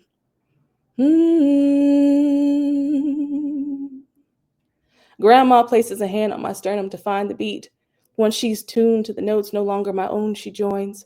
Her voice starts out rough, unshaped. A spring run dry, and only after years of drought has it begun to gush water through the surface. Both our eyes, well as the ancestors' love fills us to the brim, overflows in kaleidoscopes through my spirit. Beautiful. You sound just like your pa. The air deflates from my lungs. The boy's voice is a deep tenor, too resonant a sound to belong to a child. Grandmama's hand on my chest signs, "What do you say?" Fingers bruising in their pressure. Between my ears feels fuzzy stuff with cotton, like I suddenly tipped upside down and submerged in frigid waters. What do you mean about Daddy? I trip over the words, not able to work my mouth around the consonants. Something is wrong. My joints calcify like dragging through molasses. He reaches out as if to touch me, but then doesn't. Extending further past my shoulder to Grandmama, two small fingers tap her furrowed brow. At his touch, she falls into a skeletal heap to the ground. Chickens cluck somewhere far in the background. I can't move, only blink in horror as that hand now stretches toward me. He's smiling. White chicken feathers stick out between his teeth, along with something fat and meaty. Blue blood dribbles down his upturned cheeks. It could almost pass for tears. It wasn't a bruise. A dark patch of rot spreads over his black skin from the cut just below his lash line. I catch what I missed earlier. A glimpse of what's hidden underneath. It's not the flesh and blood of the living, but that iridescent indigo of the dead things. He glows with that inner ghost that craves fresh skins to wear. No breath, no thought, just blinding, unyielding terror. We can't wait to chase the trees dressed in your flesh. And that is it. Oh my lord! Well, That that was was good. haunting. That was really good. Oh, so good. That was excellent. That was good. Oh, Yes. all right. That was so good. Well, there'll be audio with the book, so I can get the. Oh, no audio. Just this. So frightening. All right. So who do we have? EA, you are up next, my friend. I can't Uh-oh. go after that one. I can't go after that one. All right, so my short story is called Forgotten Echoes. It follows a woman trapped in a nightmare loop, forced to relive the singular event that not only altered her life, but also that of her husband and child. Unable to come to terms with the past, she remains ensnared in its repetition. For history cannot be hidden, suppressed, or buried, no matter how deep the watery grave. Forgotten Echoes. I couldn't understand why I had woken up. Then I felt icy fingers close around my wrist. I jumped, almost out of my skin. The dim glow of the bedside clock barely cut through the darkness, but I could make out the small figure at the edge of my bed. My 2-year-old stood there, his tiny chest rising and falling with shallow breaths, covered in only God knows what. Liquid dripped from his matted hair onto the hardwood floor, each droplet a whisper in the silence. His skin, so pale, it glowed like something pulled from the depths of winter. What have you been doing? My voice hoarse from disuse. I climbed out of bed to yank his sodden shirt over his head. His tiny index finger trembled, then lifted toward the far window. I followed his gesture, swallowing my heart down as it attempted to vomit itself up. Beyond the glass, the night pressed in. The trees nothing more than skeletal shadows against the moonlight. In the distance, the glistening shimmer of the swimming pool. I bit my tongue in frustration. Didn't I tell you not to go near that pool without supervision? You could drown. Do you want that? My son shook his head, his teeth chattering. Come on, let's get you cleaned up, I said, leading him to the bathroom, his tiny hand in my palm.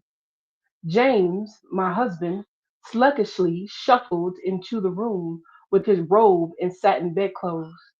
His house shoes scraped against the hardwood floor. Steam curled from his teacup. What are you doing, love? He sipped, his voice heavy with sleep. I gestured to our son. He got into that pool again. I keep telling you, we need to get a cover ASAP. What if something happens to him? James frowned, shifted on his feet, his gaze sharpened. We don't have a pool. He cocked his head, took another sip from his steaming tea. A choke chuckle ripped from my throat.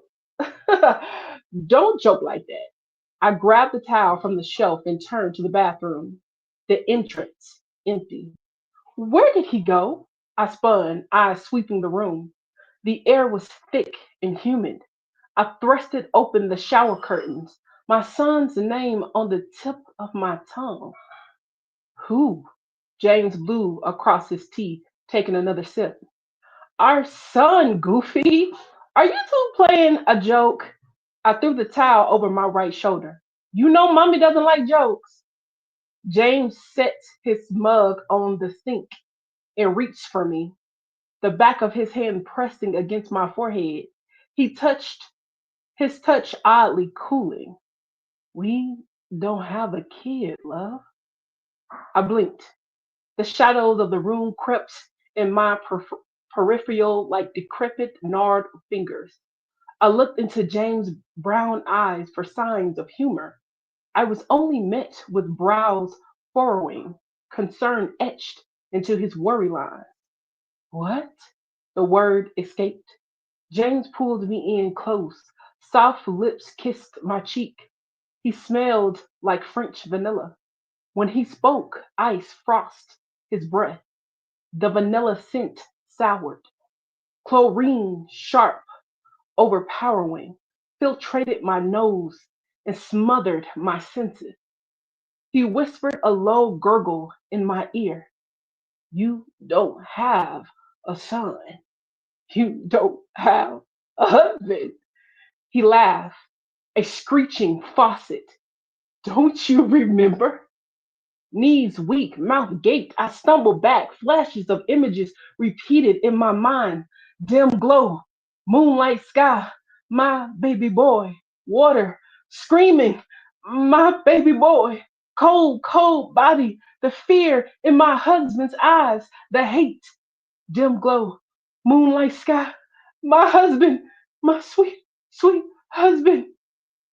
My bare feet slapped into the pool of water rising in the bathroom, but there was no water running, no spill, no leak. James sipped his tea, his hair slicked, wet, throat slit, eyes crazed. The tea cup slowly dropped from his fingers. He smiled with rotten gums and blood squeezing through the cracks of his teeth. Don't you remember what you did to us? His voice rasped and shook like weeping willows. A thousand echoes bounced off the paper thin walls. No, I shouted, mirror cracking. No, it wasn't me. It wasn't me. I didn't do it. Dim glow, moonlight sky, my baby boy, water, screaming, my baby boy, cold, cold body, the fear in my husband's eyes, the hate. Dim glow, moonlight sky, my husband, my sweet, sweet husband, in the bloody puddle. My fingers clawed at my scalp, yanking, twisting, grounding myself in pain in a sensation of something real. The water surged past my waist, my chest, my throat. Cold fingers wrapped around my wrist, pulling me down underneath the surface, drowning me. Oh God, I could not breathe, drowning me underneath the moonlight sky. At first, I couldn't understand why I had woken up. Then I felt the icy fingers close around my wrist. I jumped almost out of my skin. The end. Woo! That was good. Well, damn. Oh, my word, lady, you gave it. Ooh, that was good, girl. Down, okay? Well, No damn. I'm not next. It turns out I don't write dark fiction, just less light brown fiction. That's y'all are killing it tonight. Wow, who can follow that? EM is gonna follow that.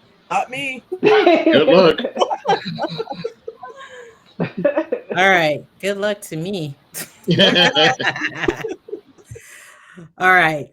Mine is called Down the Rabbit Hole.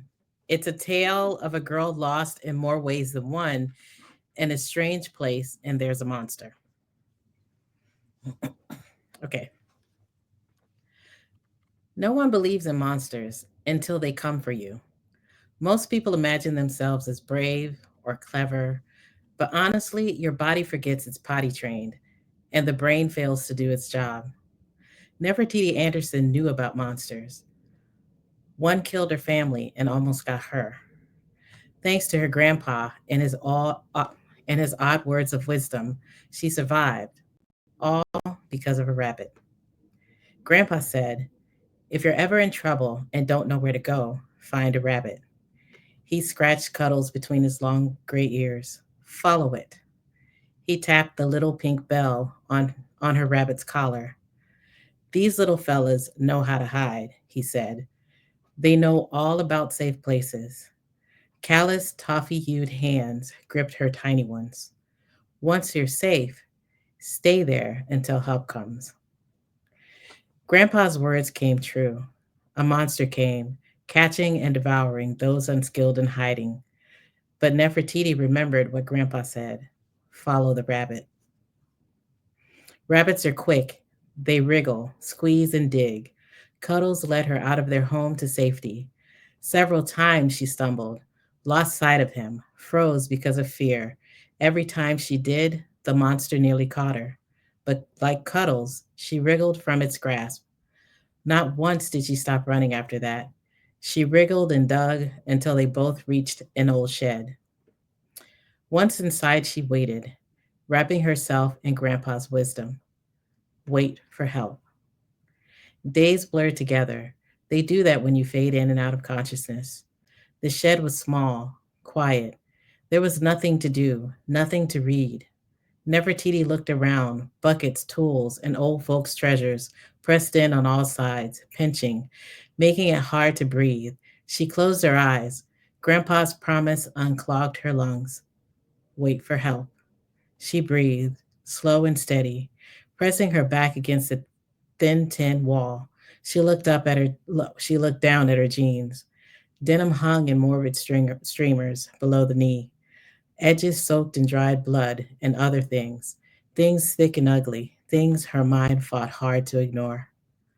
A tapping, like small marbles, beat against the tin roof, drawing the girl's eyes upwards. There were a few dents and rust spots, but inside was sturdy, inside was safe.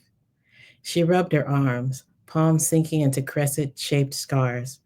Scooting into a narrow cone of moonlight, she held up her arm.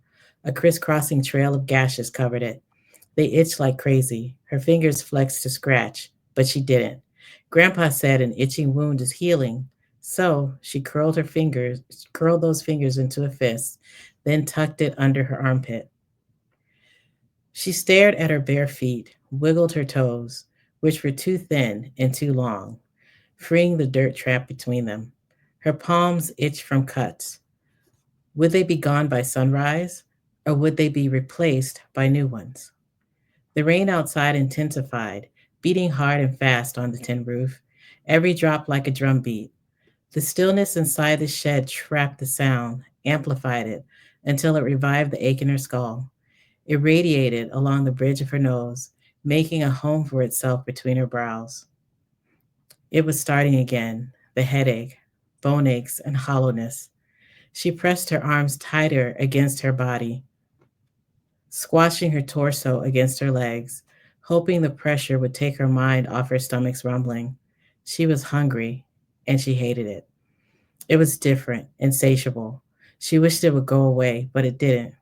It grew like a wild weed, sinking its roots into her gut. It worsened, digging into her bones, injecting its venom into the marrow, setting them on fire. Muscles coiled, signaling to Nefertiti it was time to run. She ignored it. The monster hadn't tried to get inside the shed, but it didn't mean it was not close by. Raindrops seeped through a rust-eaten hole across from her. They beat against the top of the upside-down, puke-green bucket.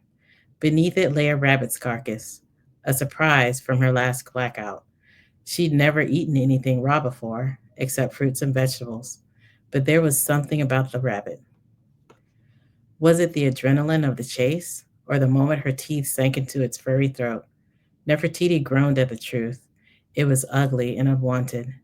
She took a life, but as she swallowed, the memory of the thick coppery goodness sliding down her throat coaxed a shiver. A contented purr filled her ears. What was wrong with her? She squeezed her middle. The hunger resurrected, biting into her gut. Shards of agony laced her scalp, splintering into twin fissures, which rolled down the sides of her face.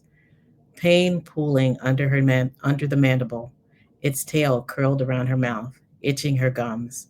She peeled back her lips, baring her teeth to the air and gnashed them. The pressure offered some relief. Inside her mouth, along the roof, fine bones cracked. She wanted to scream, but all she could manage was a whine as her jaw locked and stretched along with her teeth. She pitched forward, barely catching herself. The heels of her palms bore her weight. Her back arched as bones flexed along her spine, stretching out her neck, hoping to relieve the burn of the change. She rotated her head in a slow twist, left, then right, her mouth falling open in a silent scream, tongue curling between a cavern of sharp teeth. One by one, bones and joints popped as they lengthened. Muscles burned as they adjusted to her new body. Her stomach flattened, its meager contents spewing onto the floor with a splat. And something else. It jingled. She pulled away from the mess, a small pink bell caught on the tip of a claw. She stretched soft pads instead of fingers. The strangeness of what she was seeing sent her into a backwards crawl. In her haste, she bumped into a tattered black backpack, jostling a cell phone from the side pocket. It clattered onto the ground, blue light flared, driving her to seek a deeper darkness. The cell phone's light hurt her new eyes, which narrowed at the offending object. She growled, slinking over to the puke green bucket. Huddling close to mute the strange light, she sniffed the air above it. Her nose discerned the age of the animal beneath, 4 days dead. Its appeal to her beast, also dead. Her stomach protested, slicing and biting, leaving her panting. Thunder joined the torrential rain. She didn't like thunder. It sent her darting around the small space for cover, anything to dull the sound.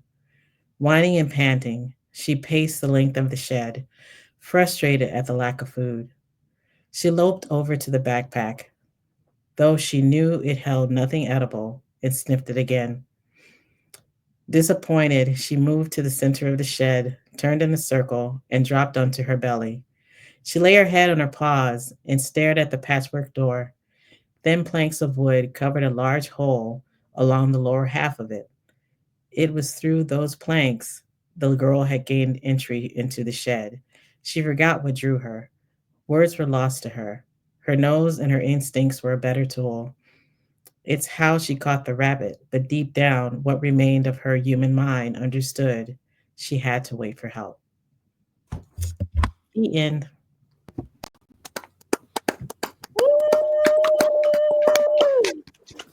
I did not know where that was going.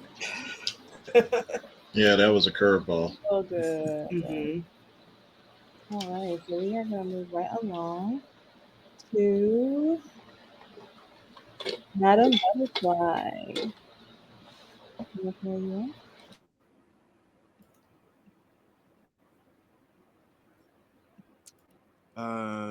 Muted?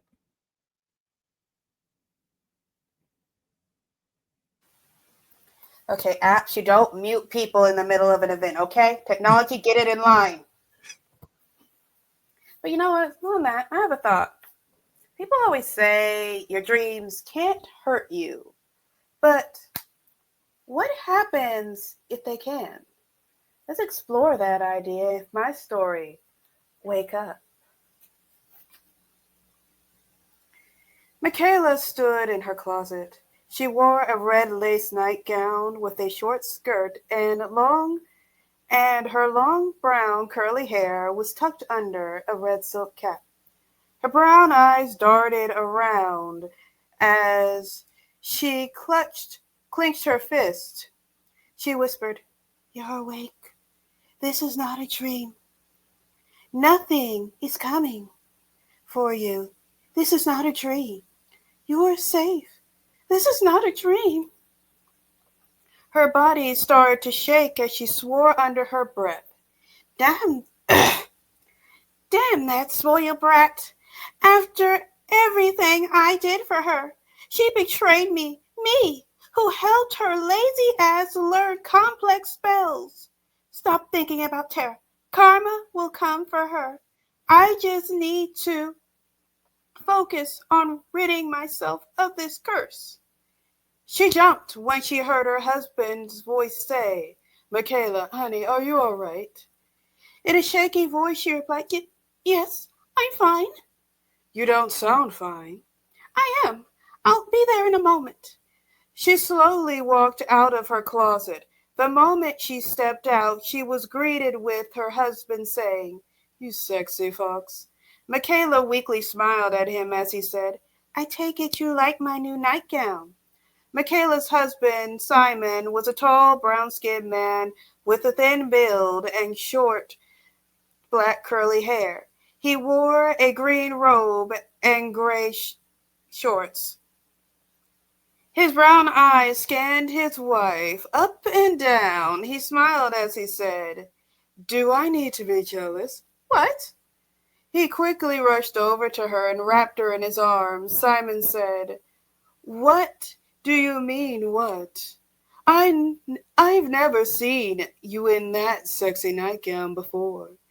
You didn't buy that to impress the demon, did you? Michaela's heart leaped as she said, What? Absolutely not.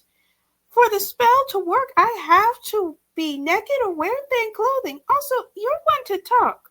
Why are you in a robe and shorts?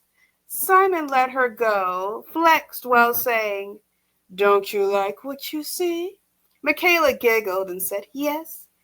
Her husband kissed her cheek as he said, I've missed your laugh. I've missed it too. This monster has been haunting my dreams for days. My mind is so... Oh, boy, I lost my place. My mind is so bothered that when I was changing, I was terrified that demon would appear. I had to remind myself over and over, I'm awake. Her mood changed as tears fell from her eyes. She said, I don't understand why she did this. Did this. That first night, the demon visited me in my dreams. If you hadn't woken me up, I... Simon held her tight in his arms as he said, Don't be afraid. We know what it is now. All you have to do is kill it in your dreams. Will I even survive my dreams? Don't think like that, Michaela. You are a powerful sorceress. That dream demon only got lucky in the beginning because we didn't know what it was. Also, never forget, you married one hell of a mage. I'll keep that son of a bitch from hurting you again. He pulled her into a deep kiss. When their lips separated, he hugged her tightly and whispered in her ear, Michaela, I love you. Don't be afraid. I won't let that monster take you from me. He kissed her forehead before letting her go. Michaela felt her heart race as she approached the bed. Simon said, Don't worry. I won't leave you. I will be right here the entire time. Nothing will hurt you as long as I am close to you. I know. I don't want to do this, but I guess I can't get out of it. You'll be okay. As she climbed into the bed, Simon said, I am going to give you a midnight potion. It will make you sleep. I mix it with some magic herbs so you will be aware that you're dreaming. The potion will not let you wake up until the demon is dead. Don't worry. If you get hurt, I will immediately heal your wounds. When your dream starts, it will take you a minute to remember you're dreaming. You know what to do when you realize you're dreaming. He then handed her a wine glass full of a glowing blue liquid. She slowly drank and soon felt her eyes become heavy. Her husband took the glass from her as she fell back on the bed and fell into a deep sleep.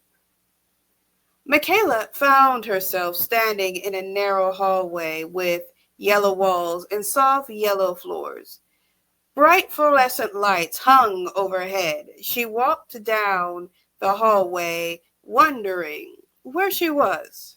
As soon as she exited the hallway, she found herself in a similar-looking corridor. As she continued to wander, she thought, where am I? I don't think I've been here before.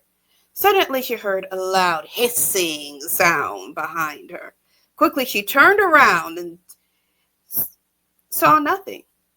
There, she looked around for a moment and saw nothing. Michaela turned back around and immediately felt as if she was going to jump out of her skin. Standing in front of her was a creature with the structure of a skeleton with blackened blade-like fingernails and toes, its bones covered with shaggy, milky white, marble-colored skin, while slimy black tentacles sprouted from its back, its eyes glowing red to let out a loud, crackling screech. At the same time, Michaela ran as fast as she could in the opposite direction. She ran screaming, "Help! Somebody please help me!" While she screamed, she could hear the beast chasing after her. When she ran into a dead end, and she slowly turned around to see the demon standing before her. It had a wild smile on its face as it quickly slashed her cheek. Michaela screamed as her cheek seared with pain. The demon slashed both of her knees. The pain in her knees caused her to fall backward instead of hitting the ground. She continued to fall until she landed hard in freezing cold water. Michaela's entire body shivered as... Darn it, don't do that.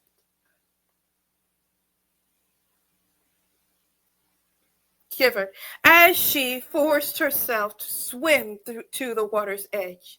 When she climbed out of the water, she rolled over on the ground, shivering.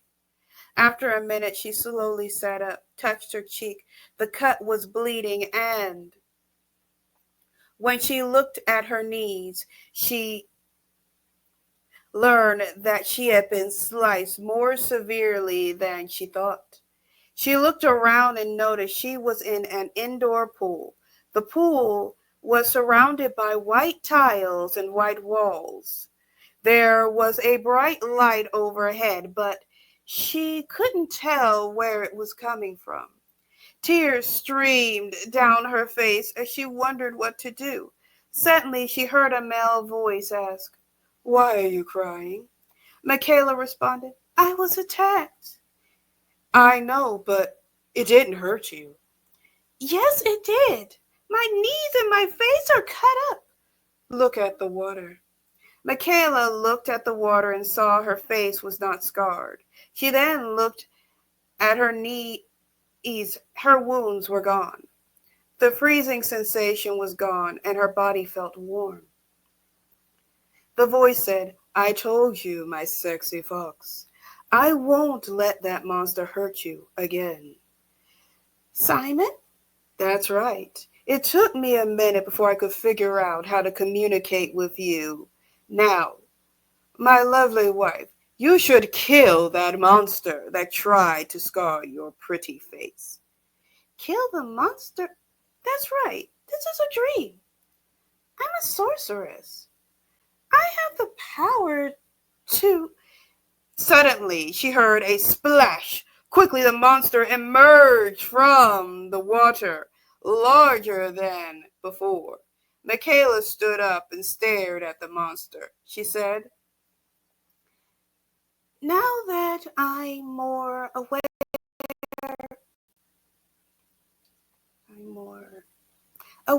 I can't believe I was afraid of you.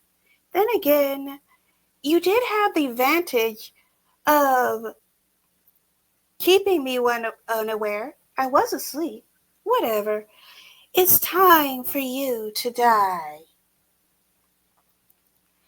The monster lunged towards Michaela, and she barely batted an eye as she waved her hand. Instantly, the beast screamed as it was set ablaze. As the demon turned into ash, Michaela noticed the world was disintegrating and smiled as she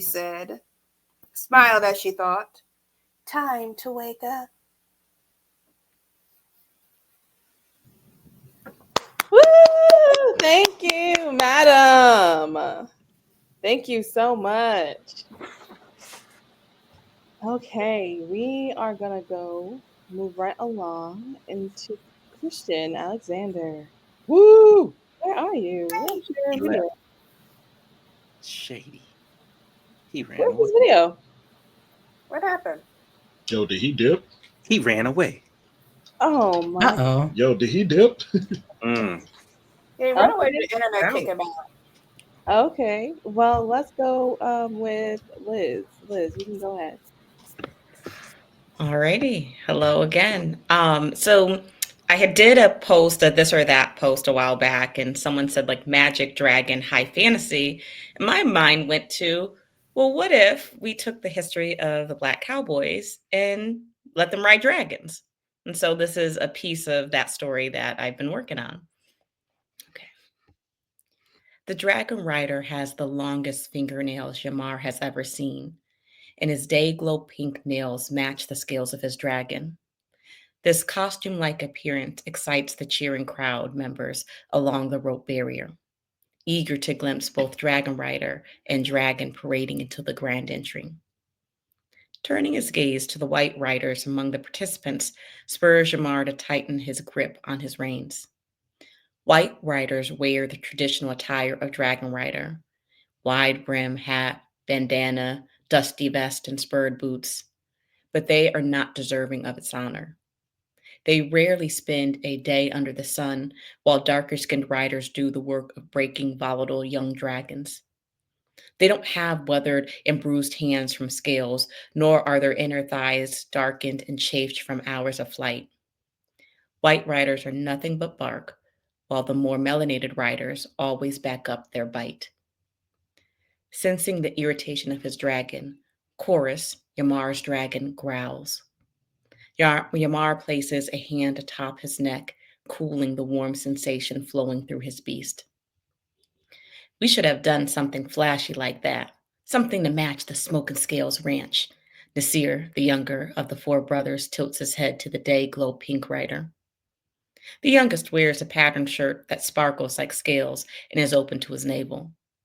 He spent the morning cutting and having his dragon, Chaos, singe his jeans, while his brothers, Balaam, Yamar, and Kofi, did not put as much emphasis on their attire. The third eldest, Kofi, wears his spurred boots, though the Buckle Bunnies, marveling on the sidelines, eye his toned arms visible from his weathered vest. Balaam, the eldest, flaunts an extra wide-brimmed hat. Yamar, to Nasir's disliking, wears all black, including his 10-gallon hat, which covers his stark, brooding jawline. Nasir continues to test his brother's patience. Next year, I'm planning the outfits. Look how much attention the other riders are getting. If we don't bring in the winnings, we won't afford it next year. We'll be like these other ranches, bought out by these white riders, parading like they do the hard work. Settle in and save your energy. Balaam's tone as the eldest and ranch head corrals his brothers. Nasir's obedience wanes when the crowd calls to other ranches. Shouting, he sits higher and makes heads turn. Hey, ladies, keep your pretty little eyes out for the brothers of Smoke and Scales. We'll be bringing home the big buckle to go with our even bigger buckle. A few of the women fan themselves with their hats and shake their tops as if it's a promise to more than trouble. Yamar snarls. Make a fool out of yourself and not the rest of us, runt. Nasir faces his brother. Marketing is just as important as winning. You would know that if you had your head out of your rear. You want to be flashy, runt? Bunk with the dragonettes. Elsewise, dragon up and act like a rider. Nasir smirks. At least they have flash and flair. If you ask me, the men who are ballsy enough to break away from boring traditions should have a cool name too. You know what your problem is? Dragonets are too strong for you to saddle. Is Big Brother Yam afraid of big bad women riders would eat him for breakfast? Before Yamar can rise from his dragon, the decaying odor of carcass, Kofi's dragon, passing gas distracts his brothers. Good Lord, Balaam turns to his younger brother. The breeze wafts the scent through the rodeo grounds, sending a few folks running for buckets. Kofi sits undisturbed while Carcass chews whatever he stored in his mouth. It's not that bad. Carcass swallows and belches, jiggling his double wide belly. Kofi pats his beast and he flaps his wings, dispelling the remaining stench. What is he eating anyway? Nasir questions. Kofi shrugs. I don't know. He saves some of his meal and eats it when he gets bored. It could have been from last night or a week ago. The herd slows, then halts. This pause is to allow the riders within the grand entry space to show off their dragons and ranch. But the theatrics can make for restless times among those in the herd. Yamar releases a sigh and rests in the saddle that sits between Chorus's shoulder blades. Dragons are the size of mid-sized trucks, requiring a sturdy saddle with leather straps to mount them properly. Some saddles show years of use and dependability, while others are protective to older dragons' backs and wings, like Balaam's. Buckle Bunny's hunting for dragon riders to entrap for the night or for the next 18 years, if they are lucky, approach the waiting riders. Eyeing the ladies, Nasir whistles to a woman in white snakeskin boots, matching top, and a fringe skirt covering her lower cheeks. Along her collar are rhinestones that glimmer in the sun, adding a luminescence to her skin that is the shade of overcreamed coffee. Assessing her slow, sashaying gait as an invitation, Nasir hollers, "Sexy lady who sparkles like gemstones, what's your name?" "Gemstones sounds mighty fine." She leans against the rope, revealing more of her full cleavage. This rouses Nasir. "Gemstone, why don't we meet up after the entry? Maybe I'll win you a stuffed dragon if you're kind to me." Gemstone acts coyly, and her conversation brings more Buckle Bunnies vying for attention. Having enough, Yamar pats Chorus's neck. "Do it." The command triggers the dragon to snort a fog of black smoke from his snout that sends the bunnies squealing away with even darker liner around their eyes. Kofi doubles over and Balaam laughs heavily. Nasir is not pleased. What was that for? The line progresses forward, breaking from the barrier. They enter the dome of the grand entry. Yamar replies, "Your gemstone was someone else's Rebecca Two Dragons back. You would know that if you kept your ears open as much as your mouth." Nasir's counter is overshadowed by the howl and yap of parading dragonettes. Chaos shudders and a harmonic section of sounds reverberates from her throat. Nasir comforts her. "Easy, girl. We'll get our time." She can feel the energy and is ready to fly. On this, the brothers agree. The electric pulse the dragonets send through the rodeo is undeniable. They ignite the crowd, sounding like a stampede of thunderous dragons.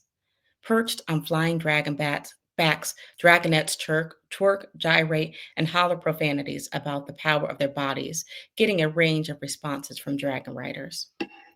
"Disgrace," Yamar spits. Female dragon riders ride with many of the teams, but this subset of rider, the dragonettes, as they coin themselves, are a group of rowdy women who stand out from the crowd. These ladies are fearless and empowered riders who use their dragons and bodies as a display of revolution. Their style is as provocative as Buckle Bunnies, but they are as volatile as any male dragon rider. In recent years, they became recognized as their own entity, adding to the divide between dragonette and dragon rider. Nasir bounces to the song discussing women's wet pussies remixed with lyrics about shaking bands of dollars. Kofi intensely scans the paraders. His gaze darts from dragons with extensions weaved through their horns to a woman twerking on her dragon. The more he searches, the more tense his frame becomes. Observing his older brother's posture, Nasir calls, "She ain't there. I checked. Maybe she was with the first set of dragonettes." Balaam leans back to observe his younger brother. Yamar does not engage other than a curt shake of his head. Kofi scowls. "Nobody's checking for her." Kofi, I think she's right there. Balaam points in a random direction, to which his brother bends his bolstering frame, searching for his target. Nasir laughs. I thought you weren't checking for nobody. Kofi flashes a middle finger. You should have known better than to fall for a dragonette. We're like oil and water, Yamar says, as the ladies exit the grand entry, progressing the line forward. The two factions of Dragon Rider do not mix. Both are brutish and brash, neither submitting to the other. A relationship that lasts more than a passionate evening is almost unheard of. Lynette and I are over. I'm just looking to avoid her. I'm putting 2 coppers down on him banging her before we leave, bets Nasir. Put 3 on it happening by day 3, Balaam offers. The veins in Kofi's arms twitch. Bae, you supposed to be above us. How you getting in on this? You know I enjoy a good love match. Besides, I'm hoping to find a darling of my own this time around. Yamar grunts. Every rodeo you say this and leave empty-handed. Face forward, we are about to be called. Another round of thunderous applause fills the arena as the announcer calls, "Give it up for the brothers of Smoke and Scales." Thank you.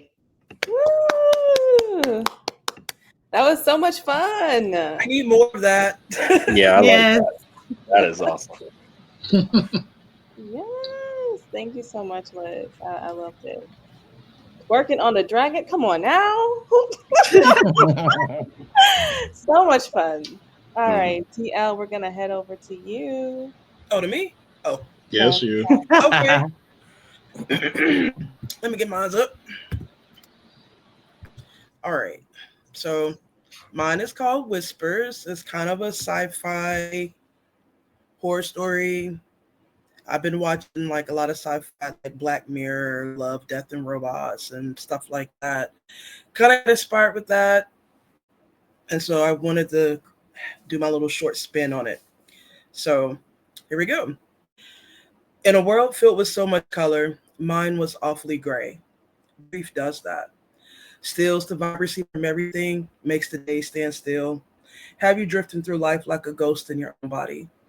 It can be suffocating to the point where you stop noticing the little things, like how the warm sun hits your face just right on a beautiful spring day, or the glow of the city lights at night when walking the streets with friends. Yet, none of it mattered to me, not anymore, not after I lost her.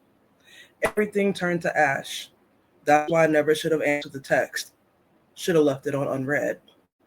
It all started with the simple message, an alert from an app I didn't remember installing. I had little space on my phone as it was. I didn't need a necessary app, so it taking up coveted space. Couldn't afford more, but that was drama for another day. But it started with that message, an alert. From that app, everybody has been raving about. Soul Sync. Your loved one has a message waiting. It had to be a scam, I first thought. Another one of those AI chatbots that's the rage right now, preying on people's grief. Then I saw the sender's names and froze. Heart pounded beneath my ribs, breath caught in my throat. Big Mama. This couldn't be real. Big Mama hated technology. She never texted a day in her life. She didn't know how to use the phone I had gotten her. When I tried showing her how to use it, she was just like, "Baby, I just needed to call you and your mama. That's it." Still, the message waited for me. But how? The dead don't text. "Baby, you don't see them colors no more, do you?" My stomach flipped. It was our thing. Ever since I was little, Big Mama had a way of knowing when something was wrong. She could see colors, said my colors always turned gray when I was down, bright yellow or gold when I was happy. I never told a soul about her abilities, about her seeing colors. Never recorded her voice mentioning the colors she sees around others. Never recorded her voice to upload to any database, especially for something like Soul Sync. Big Mama wouldn't have agreed to it. Then a second message appeared. "Baby, you gotta find me. I'm still around here." The phone dropped from my hand, laying face down on the table. I refused to pick it back up. This couldn't be true. Soul Sync wasn't legit, was it? I thought it was supposed to be something like one of those therapy game apps to help with grief. It wasn't supposed to be real. Then the phone began to vibrate, and with it the music to accompany. It blared her favorite church song as it danced across the scarred metal table. No longer a text message. It was an incoming call. And it was her ringtone. But how? I had her old phone in a little box. The battery was dead, like her, 2 years now. My hands trembled as I answered, hello? Nothing but silence. Hello? Somebody there? I asked. Silent still. Then a barely there whisper, strained and cracking like an old radio signal. Don't have much time. They're trying to erase me. A chill skittered down my spine, sinking deep like something was trying to burrow in. Who the hell is this? I forced out. Watch your mouth. Didn't I teach you better manners than that? It's me, baby. They got me stuck here, but I see you. I see you in the gray. Tears burned my eyes. It couldn't be real. It was her voice, yes, but again, how? Denial was eating me alive, but maybe there was a tiny spark of hope that it really was her. Big Mama? You can't be real. The voice softened. You were always a stubborn thing. Now listen to Big Mama, baby. Please. I nodded, but she couldn't see. Oh, okay. Her voice was like a warm hug, so familiar that it hurt, even if there was a bit of urgency to it. Don't answer my calls anymore. They looking for me. They looking for you, baby. Static swallowed the call, and then it cut out. Big Mama, I called out to the receiver. Big Mama, don't go. But the screen flickered, and another message came through. Too late. My phone shut off. The room went dark, plunging everything into an inky void. The air thickened. My vision went gray. Then I went blind. No more colors. No more anything. Frozen in my spot, a touch on my shoulder startled me. And there, just beneath the silence, something whispered my name. The end. Nice. Wow, that's good. So creepy. Yes. I'm a sucker for Black Mirror type of. Okay, so who do we got next? Sylvester Barzey. Give it up, give it up, give it up. Yes. All right. Okay, so we have I'm heard. sorry, Sylvester. I was on mute. I said, woo, woo, woo, woo, woo, woo. I just want you to hear that. We've heard some great stories today. You know, most of y'all sound like you could be narrators. That ends here. I'm gonna warn y'all. But this story is called Neighbor, and it comes from, we recently bought a house, and now like I take out the trash can to the side of the road so the dumpster people can come and get it. But every time I do that, I always get the thought that, you know, this is the moment I'm gonna die. So, and that's where this comes from. All right. Neighbor. Don't forget to take out the trash. Sighing, Malcolm glared at the trash can, then rolled his eyes. If you remembered, why didn't you do it? He mumbled. Sorry.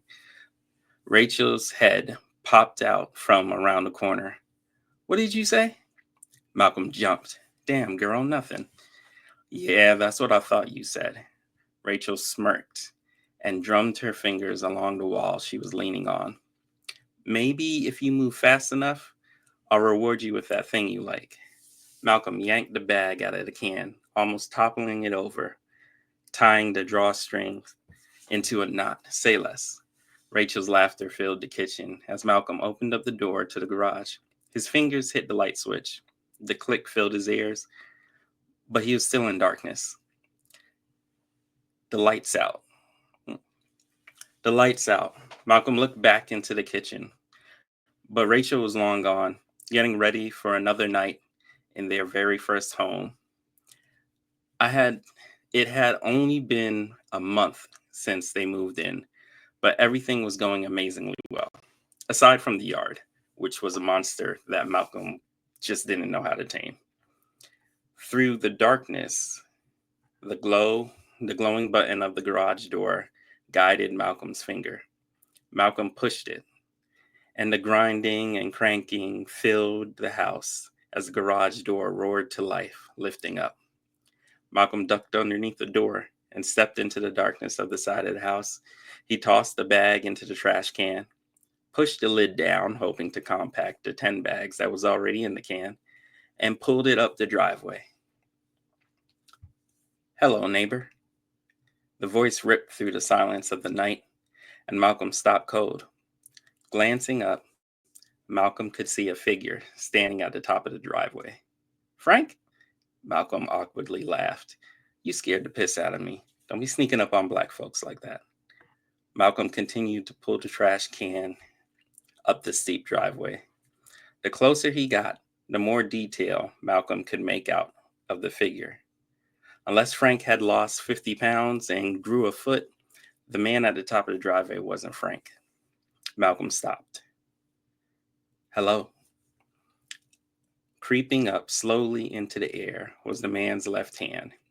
He waved back and forth, but it looked so mechanical. Malcolm peered closer, and as he watched the man waving, he could see a painfully large grin on the man's face. "Neighbor." The man's right hand came up with an 8-inch kitchen knife. Shit. Malcolm didn't let the word hit the cool air before he turned around to run back to the house. But as he spun and tried not to fall on his ass and his slippers, Malcolm was greeted by a woman standing right in front of the garage. Her bright white teeth shined in the moonlight as she stood there with a machete in her hand, waving at Malcolm. "Neighbor." The word ripped free from her throat in one jagged motion. Malcolm pivoted, running into the tall grass of the yard he kept swearing he was going to get to. The figures were frantically running behind him, with their blades shining in the moonlight and their smiles never fading, stretching painfully wide along their faces like some kind of demonically positive mask. Running up to the back door, Malcolm grabbed the knob and gave it a twist. But the door didn't give way. They might have been the only people in the neighborhood that locked their doors. "Get the fuck away from me," Malcolm shouted as he pulled his grill between him and the two freaks. "Hello, neighbor." The man with a massive knife slashed forward, his whole body lunging with the blade. The grill and the man both crumbled to the ground, but Malcolm had no time to celebrate because the woman's machete came down fast to his left. The sound of metal cracking into the stone slab that passed as a deck filled the night. Malcolm turned back around, running through the massive yard, thinking he could make it to the front door or the side window. "Baby!" Malcolm screamed. He jumped the bush at the end of his yard. His pants caught a branch, and his body tumbled. Malcolm's knees slammed into the ground. One knee felt the softness of the grass, but a ripple of pain rushed through the other knee and filled his body. Malcolm's knee had landed right on the metal head of his garden hose. Fuck. Malcolm looked down at his bloody knee. His kneecap was on the side of his leg. He placed his hand on it, and another jolt of pain rippled through his body. "Hello, neighbor." Malcolm looked up to see a crowd of smiling faces slowly making their way from his front yard to him. Malcolm crawled backwards as much as his leg would allow, only to bump into the bony knees of the woman and the man. Malcolm looked up, and their smiling faces descended quickly. Before Malcolm could protest, he was being pinned to the ground. "Get the fuck off of me," Malcolm shouted. Malcolm's right fist soared, connecting with the man's jaw and knocking him to the ground. The machete's blade slid into Malcolm's bicep with ease. The woman's hands gripped the handle tightly, driving it in deep, putting an end to any plans of attacking her. The blade cut through his flesh, severing tendons, carving along the bone until the tip was driven into the dirt. spiking Malcolm in place with the machete. The amount of pain flooding Malcolm's body and mind kept him from fully processing what was going on. It was like a fever dream, or his first glimpse into hell.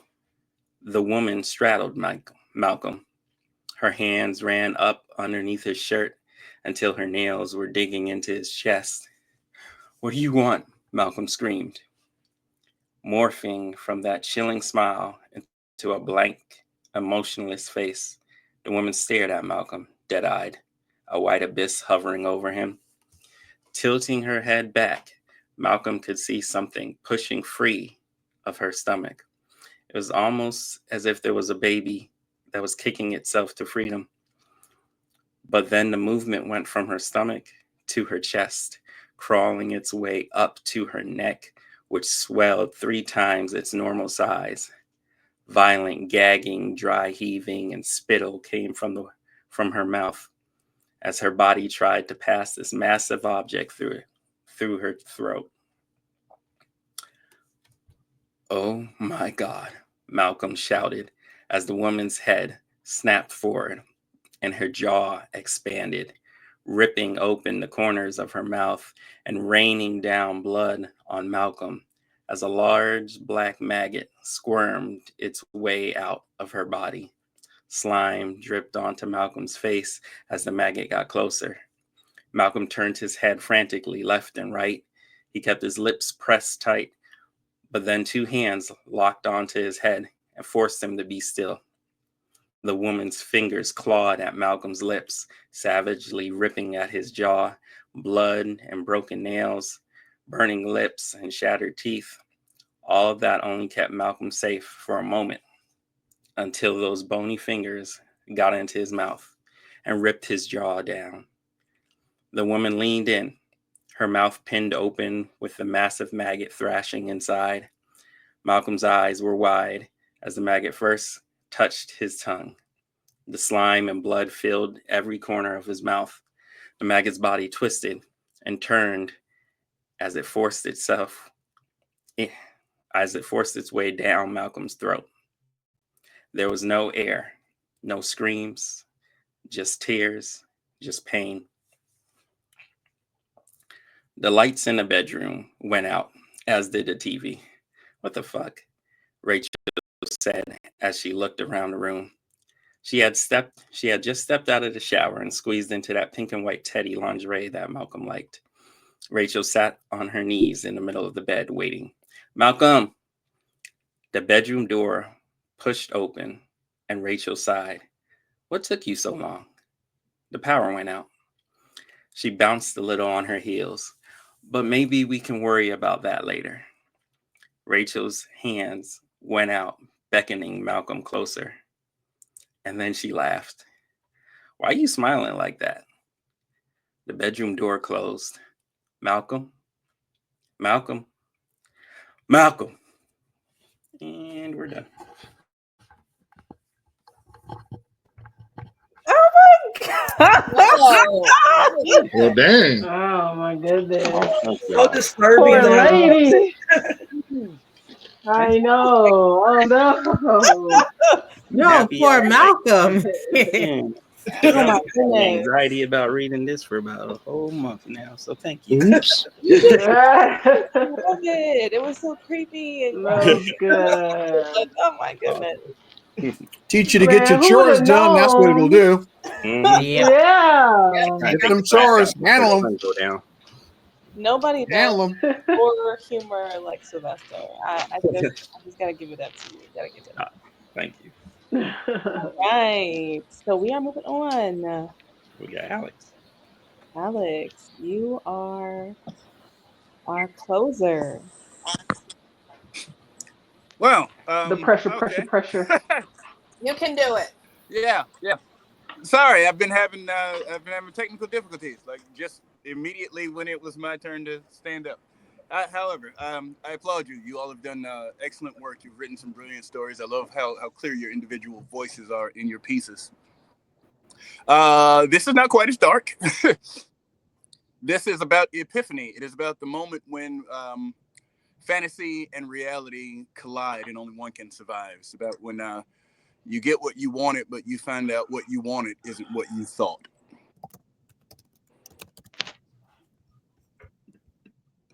Far from anywhere, white desert sand shimmers blue beneath a dragon moon. In this wasteland beyond the reach of men stands a hall, all but invisible against the glittering sea, erected for a single night and a singular purpose.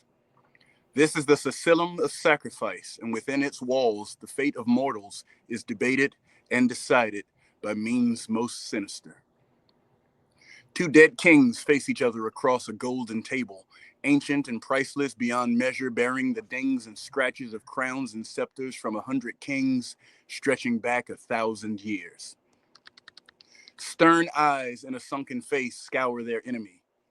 Tired eyes and a haggard face do the same.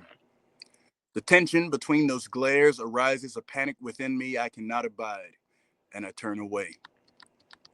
My pilfering eyes still what little lore they can through the murky lamplight and cloying smoke, straining and focusing with patient longing until shadowed shapes become men.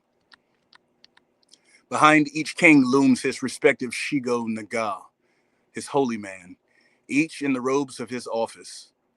A lifetime of stringent zeal weighs heavy upon their brows, paining their faces into permanent sneers.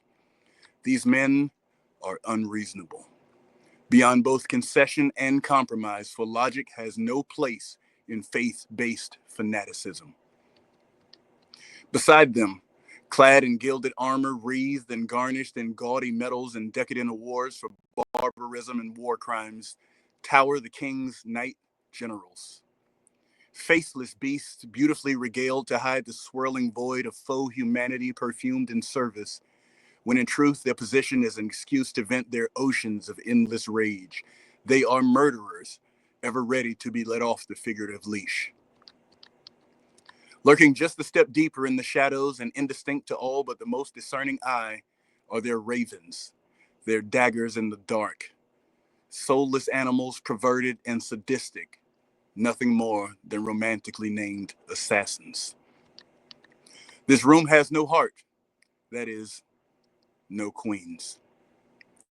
The tired king leans over the table, his mournful eyes made milky with time. He searches the tabletop and finally, I pay it its due attention. Raised a hair's breadth across its surface, a faint outline reveals itself. A map, a faithful likeness of my inheritance, the land of my birth, Fumashan. Removed from the damage they create, these kings play a game with the lives of my subjects. In essence, they carve up my soul. The tired king's finger touches the map.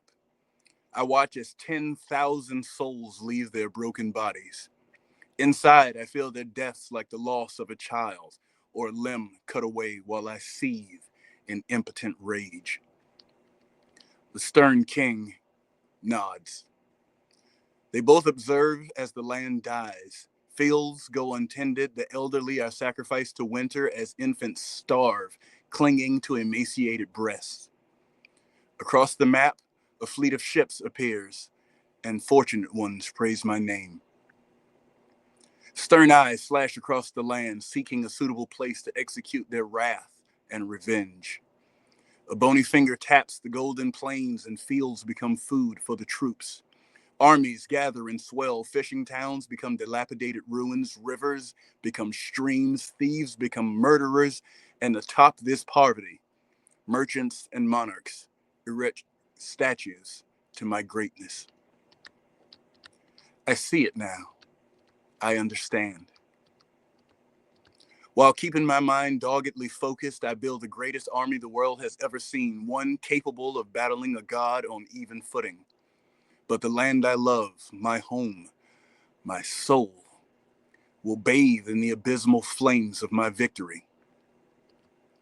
Again, I turn to the king's stern and tired eyes, my ego and my humanity, my pride and my heart, waging war for my spirit.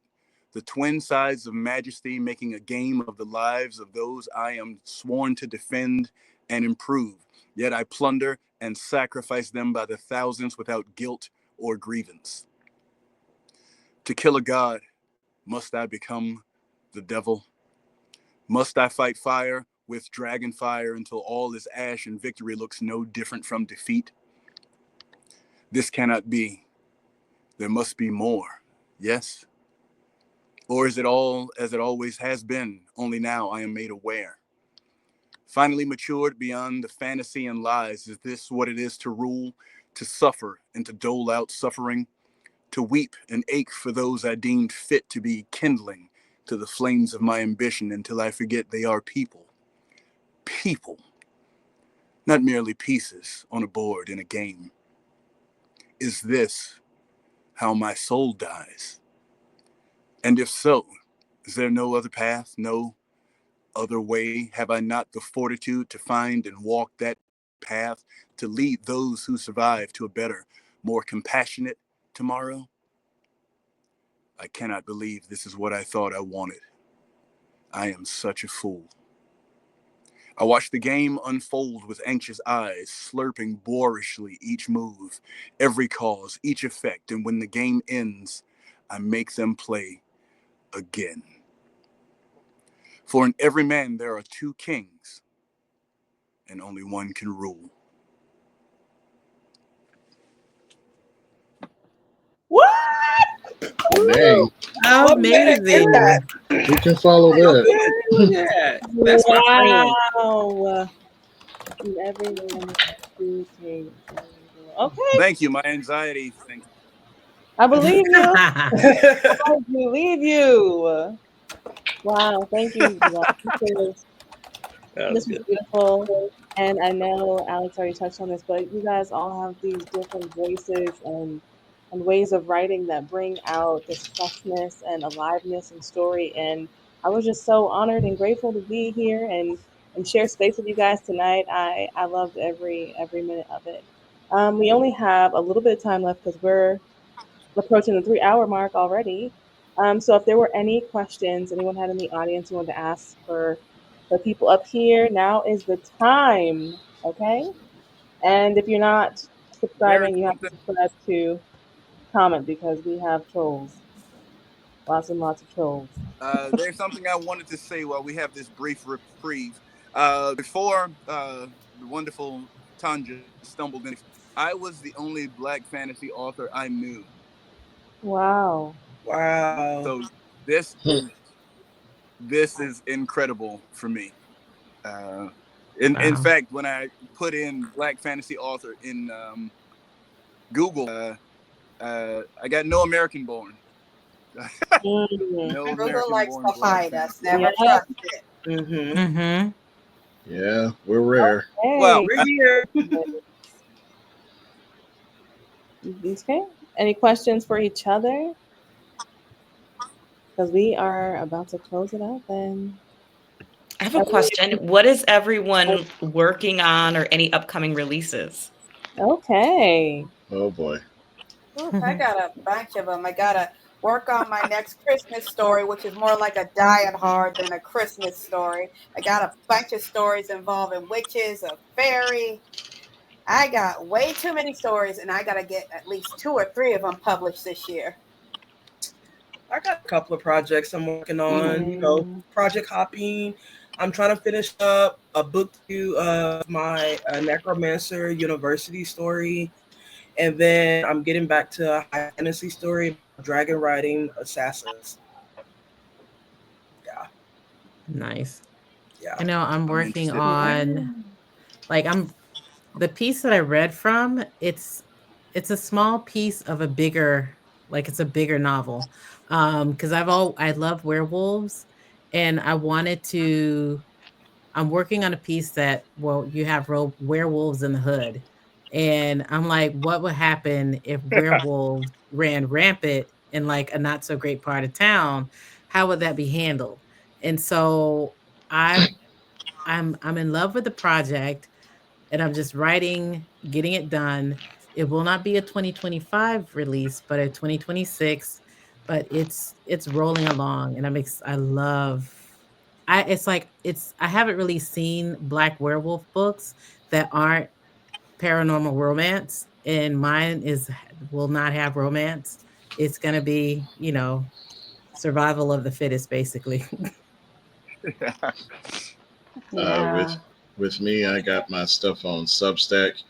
My serial Hollow Fable, Harvest of Darkness. Harvest of Shadows, which I really need to figure out an ending for. My fantasy projects, um, like what I'm working on now, Tales of Galatia, the Ash River Legacy. I'm pretty much pantsing that. And the story I just read, I'm trying to figure out how to make that a standalone novel now.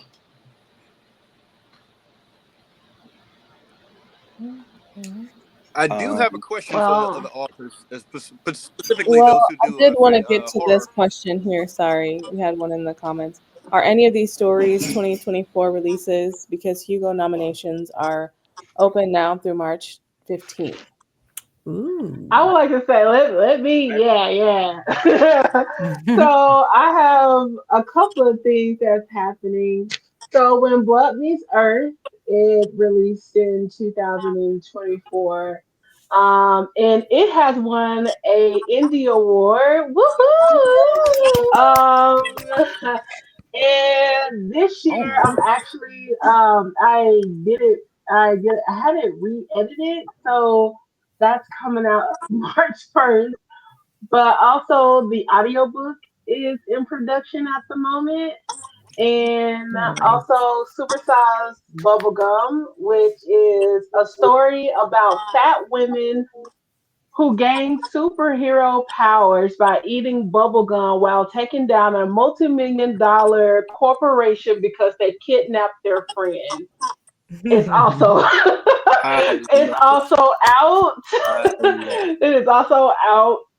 So if you love romance and fat women and fat bodies being superheroes, definitely check that one out. Also, we have an amazing anthology that's coming out at the end of this year. So everyone that's watching, please follow all of us. Most of us will be in this anthology that's coming out. I'm telling you, it is so dope. I can't reveal too much. But when I tell you it's so dope already, I need you guys to lock in. I need you guys to lock in. So yeah, I just wanted to put that out there.